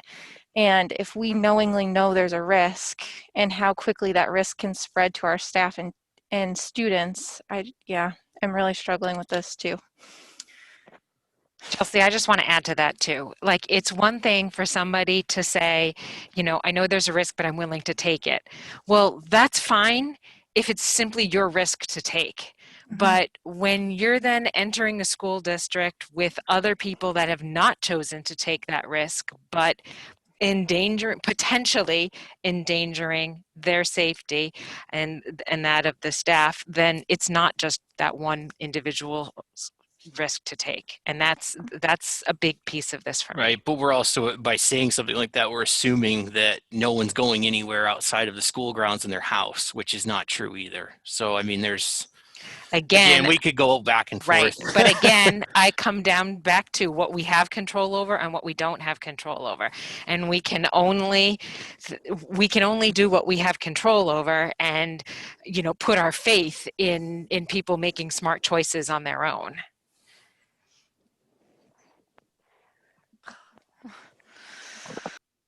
Any more questions? Somebody on the phone?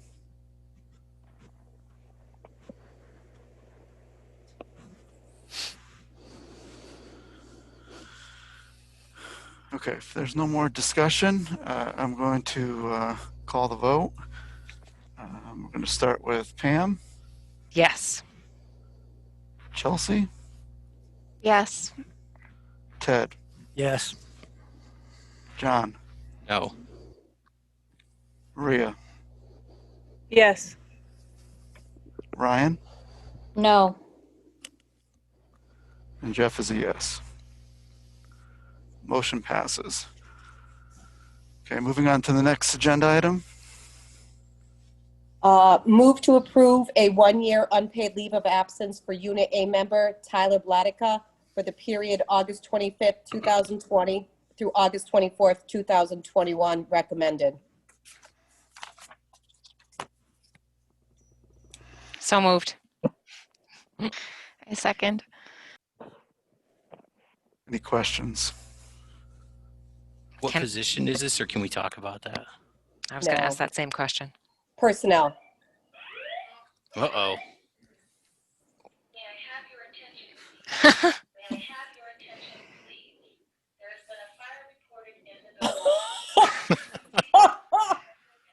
I'll go try to check that out. Okay. You should. This is interesting.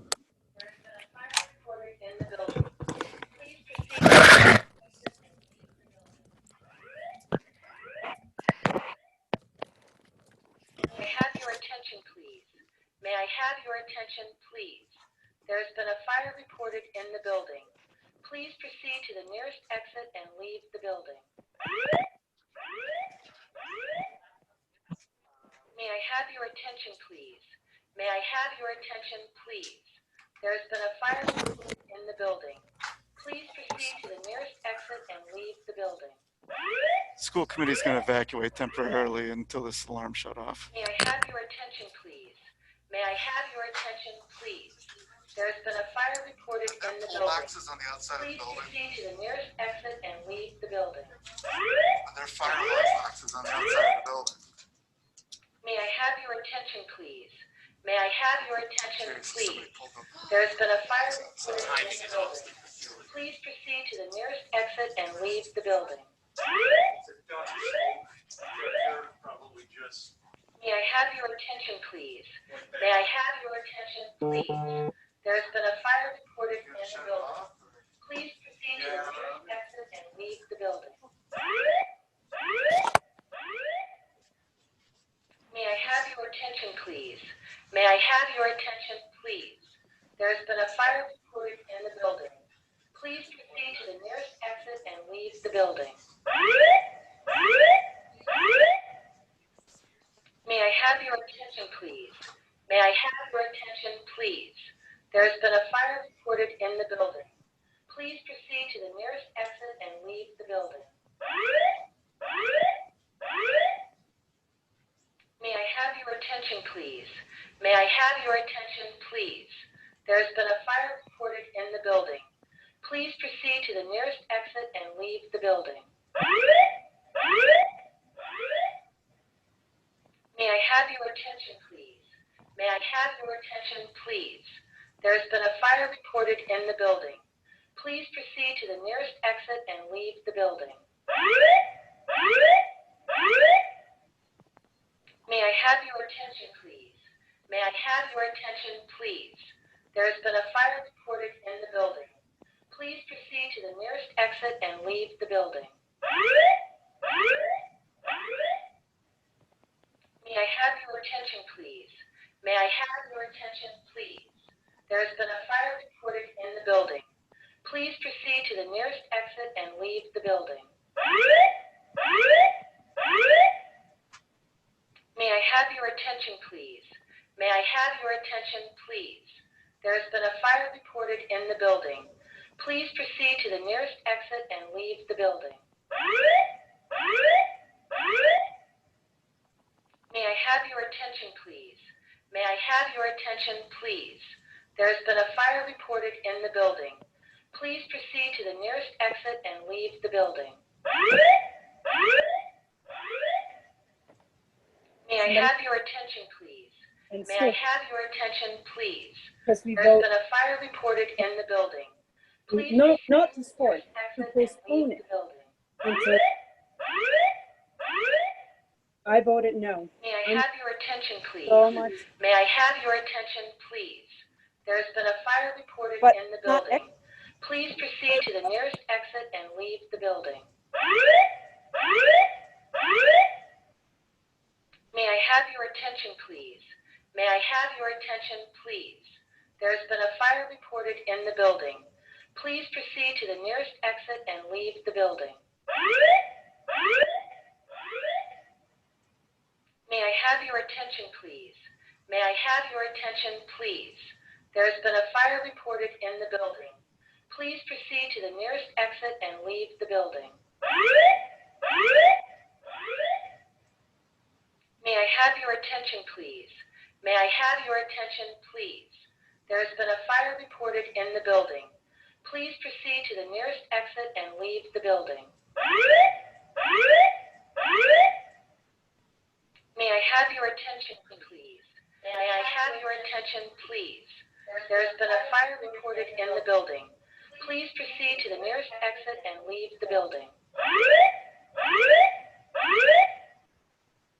May I have your attention, please? May I have your attention, please? There's been a fire reported in the building. Please proceed to the nearest exit and leave the building. May I have your attention, please? May I have your attention, please? There's been a fire reported in the building. Please proceed to the nearest exit.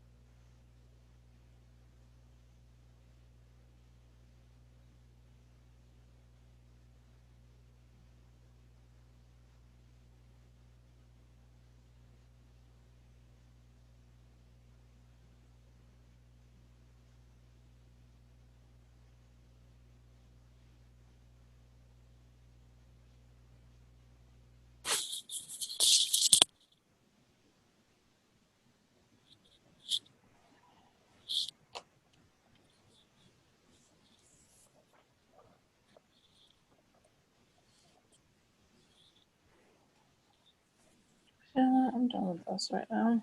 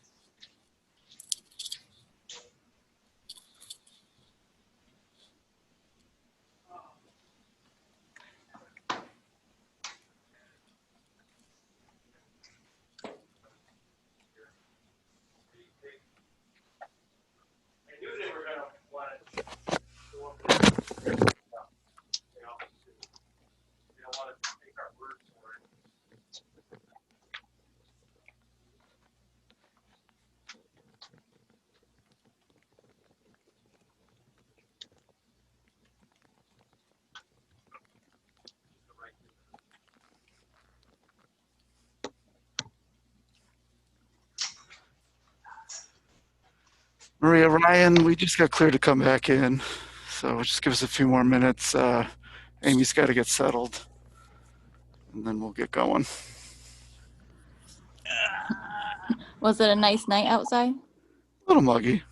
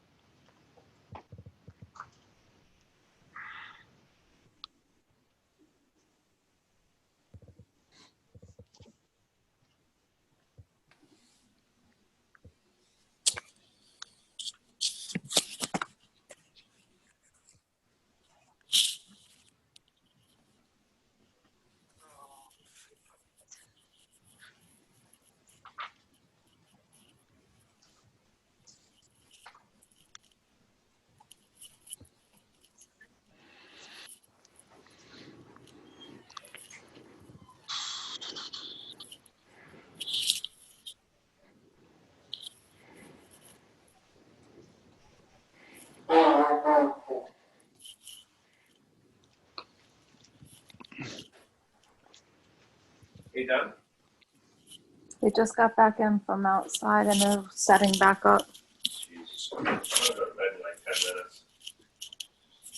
I'm trying to still do my homework. I thought I'd have time after. Jenny, we can hear you. Hi, I'm sorry. I rejoined when you guys were out.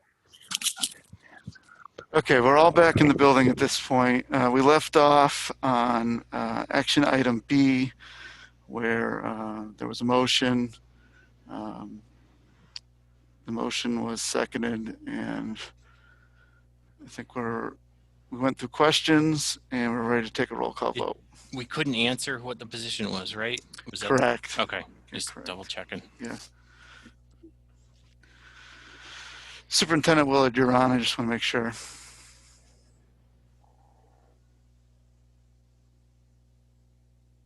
I'm on. Sorry. Okay. I had to go Okay. through like 3 steps, but I'm here. Okay. Okay, we'll do a roll call vote. Starting with Pam, Yes. Chelsea, Yes. Ted, Yes. John, Yes. Maria, Yes. Ryan, Yes. and Jeff is a yes. Motion passes 7-0-0. Okay, moving on. Move to approve a 1-year unpaid leave of absence for paraprofessional Peter Fiorentino for the period of August 25th, 2020 through August 24th, 2021, so that he may work as a building-based substitute for the Southwick Talon Granville Regional School District. Recommended. So moved. Second. Any questions on this leave of absence? Seeing none in the room. Any on the phone? Okay, we'll go to a roll call vote. Pam, Yes. Chelsea, Yes. Ted, Yes. John, Yes. Maria, Yes. Ryan, Yes. and Jeff is a yes. Motion passes 7-0-0. A move to approve a 1-year unpaid leave of absence for paraprofessional Ruth Brahma for the period August 25th, 2020 through August 24th, 2021. Recommended. So moved. I second. Any questions on this leave of absence? Any on the phone? No. Okay, we'll do a roll call vote. Pam, Yes. Chelsea, Yes. Ted, Yes. John, Yes. Maria, Yes. Ryan, Yes. and Jeff is a yes. Motion passes 7-0-0. Move to approve a 1-year unpaid leave of absence for paraprofessional Jillian Winkler for the period of August 25th, 2020 through August 24th, 2021. Recommended. So moved. Second. Questions on this leave of absence? On the phone? No. Okay, we'll do a roll call vote. Pam, Yes. Chelsea, Yes. Ted, Yes. John, Yes. Maria, Yes. Ryan, Yes. and Jeff is a yes. Motion passes 7-0-0. Move to approve home education proposals HS 2021-51 through HS 2021-63. Recommended. So moved. Second. Any questions on these home ed proposals? Any on the phone? Okay, we'll do a roll call vote. Pam, Yes. Chelsea, Yes. Ted, Yes. John, Yes. Maria, Maria. I don't see her. Uh-oh. Lost Maria. Ryan, Yes. and Jeff is a yes. Motion passes 6-0-0. A move to approve the following school choice seats for the 2020-2021 school year. 1 kindergarten seat per DESI guidance, 1 grade 2 seat per DESI guidance, 1 grade 5 seat per DESI guidance, 1 grade 6 seat per DESI guidance. Recommended. So moved. Second. Any questions on these additional school choice seats? Are these positions for our teachers' kids? Yes. Okay, thank you. And potentially a paraprofessional, Okay, thank you. I believe. Amy Questions, couldn't. questions on the phone? No. Okay. Pam, Yes. Chelsea, Yes. Ted, Yes. John, Yes. shout out to Maria. She's Still not there. still not there. Okay, Ryan, Yes. and Jeff is a yes. Motion passes 6-0-0. She's back. Oh. That's all right. Move to accept the memorandum of agreement between the Southwick Talon Granville Regional School District and the Southwick Talon Granville Education Association Incorporated, which addresses terms, conditions, and understandings during the state's COVID-19 emergency. Recommended. So moved. Second. Okay, any questions on the MOA?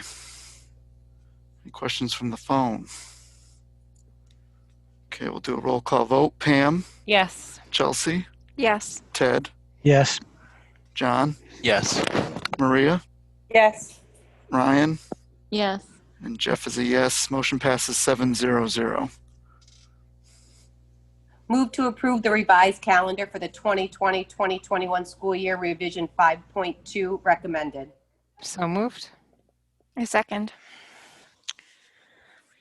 So is this any change from what we saw last week, or no? We saw it last week. We're just approving it this week.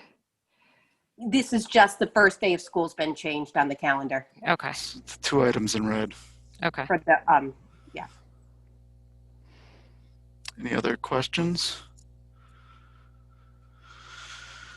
Okay, we'll do a roll call vote. Pam? Yes. Chelsea? Yes. Ted? Yes. John? Yes. Maria? Yes. Ryan? Yes. And Jeff is yes. Motion passes 7-0-0.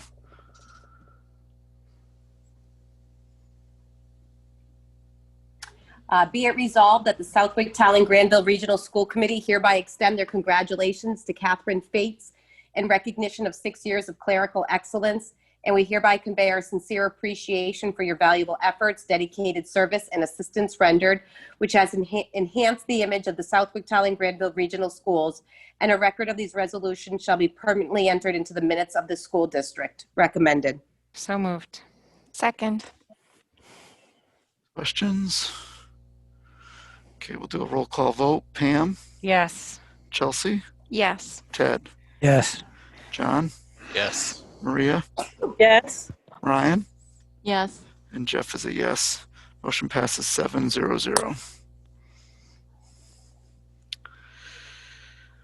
Okay, moving on to reports. First is Superintendent.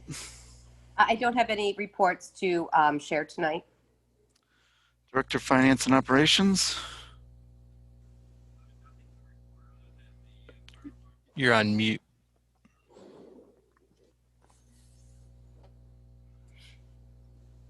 Oh boy.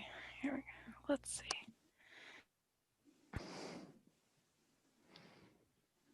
No. How about now? Yeah. Yes. Okay. It's been a long night.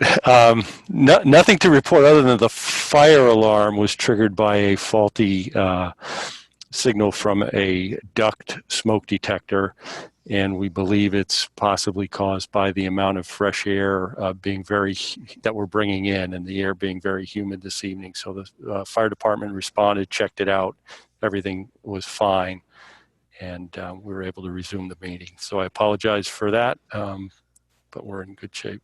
Will there need to be any tweaking of the ventilation system to prevent that from happening repeatedly? Uncertain. Certainly can talk with Mr. Wykander about it, but again, bringing in as much fresh air as we are, certain conditions may lead to some challenges for the system. But we'll get that checked out, and if we can mitigate that, we will. First time we've been evacuated to the parking lot, and it's not going to be the last. Okay, moving on to subcommittees and liaisons. Does anybody have anything new to add? I know we've been meeting weekly, so I'm seeing a lot of head shaking. No. Anybody on the phone? Okay, moving on to our second public comment for this evening. I'll ask Amy to check the superintendent email address.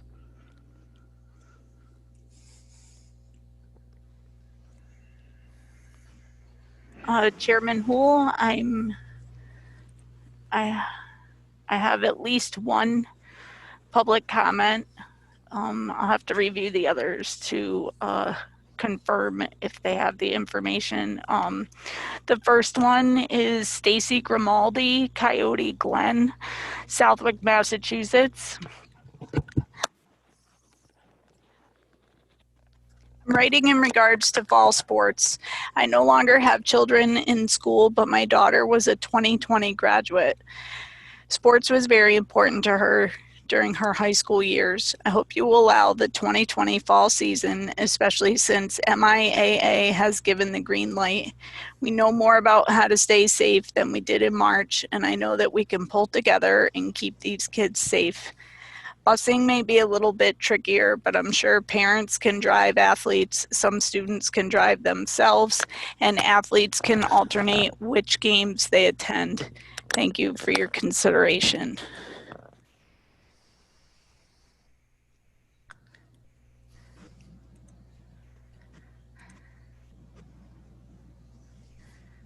And then the last comment is Chris Wally, Sheep Pasture Road, Southwick, Mass. I work for a company where you support your superior. This vote is not rational. If you listen to anything, this is the worst possible solution for these kids and possibly infecting the students in Southwick. First, what studies have you done compared to other agencies? None listened to the facts that I provided. That is real life from kids all over the state. Second, how do you stop kids from playing club soccer or any sport that travels all over the state, region, and country, and stop them as well as dance or any other activities from attending your school system? They all attend your school and are going to Boston and other parts of the state, country to compete. They will be at your school the next day. That the superintendent has mentioned those schools that voted no. Actually, 75% have voted yes. Again, what are you teaching kids with this decision just because you are in power and you don't listen that know more than you? Yes, that is what you did. You don't want fall sports because it doesn't affect you. Well, it doesn't affect any of those that made the decision to allow fall sports, yet they did what they felt was say. I don't coach kids for the money, never have. I coach the top teams in the country. Fire me, I don't care. But when a superintendent decides for you without facts, and the so-called facts she shared are non-relative and made up, and you vote for her, shame on you. Like I said, fire me. It was never for the money. It was always to teach the kids, and you taught them an awful message of making a decision uneducated. I offered my paycheck to allow these players to play.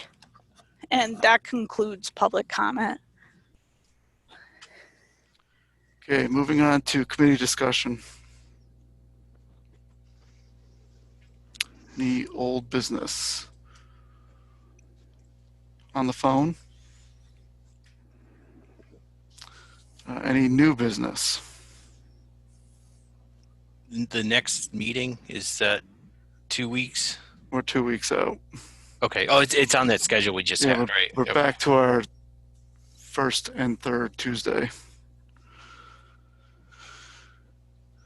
Any new business on the phone? Okay, I will entertain a motion to adjourn.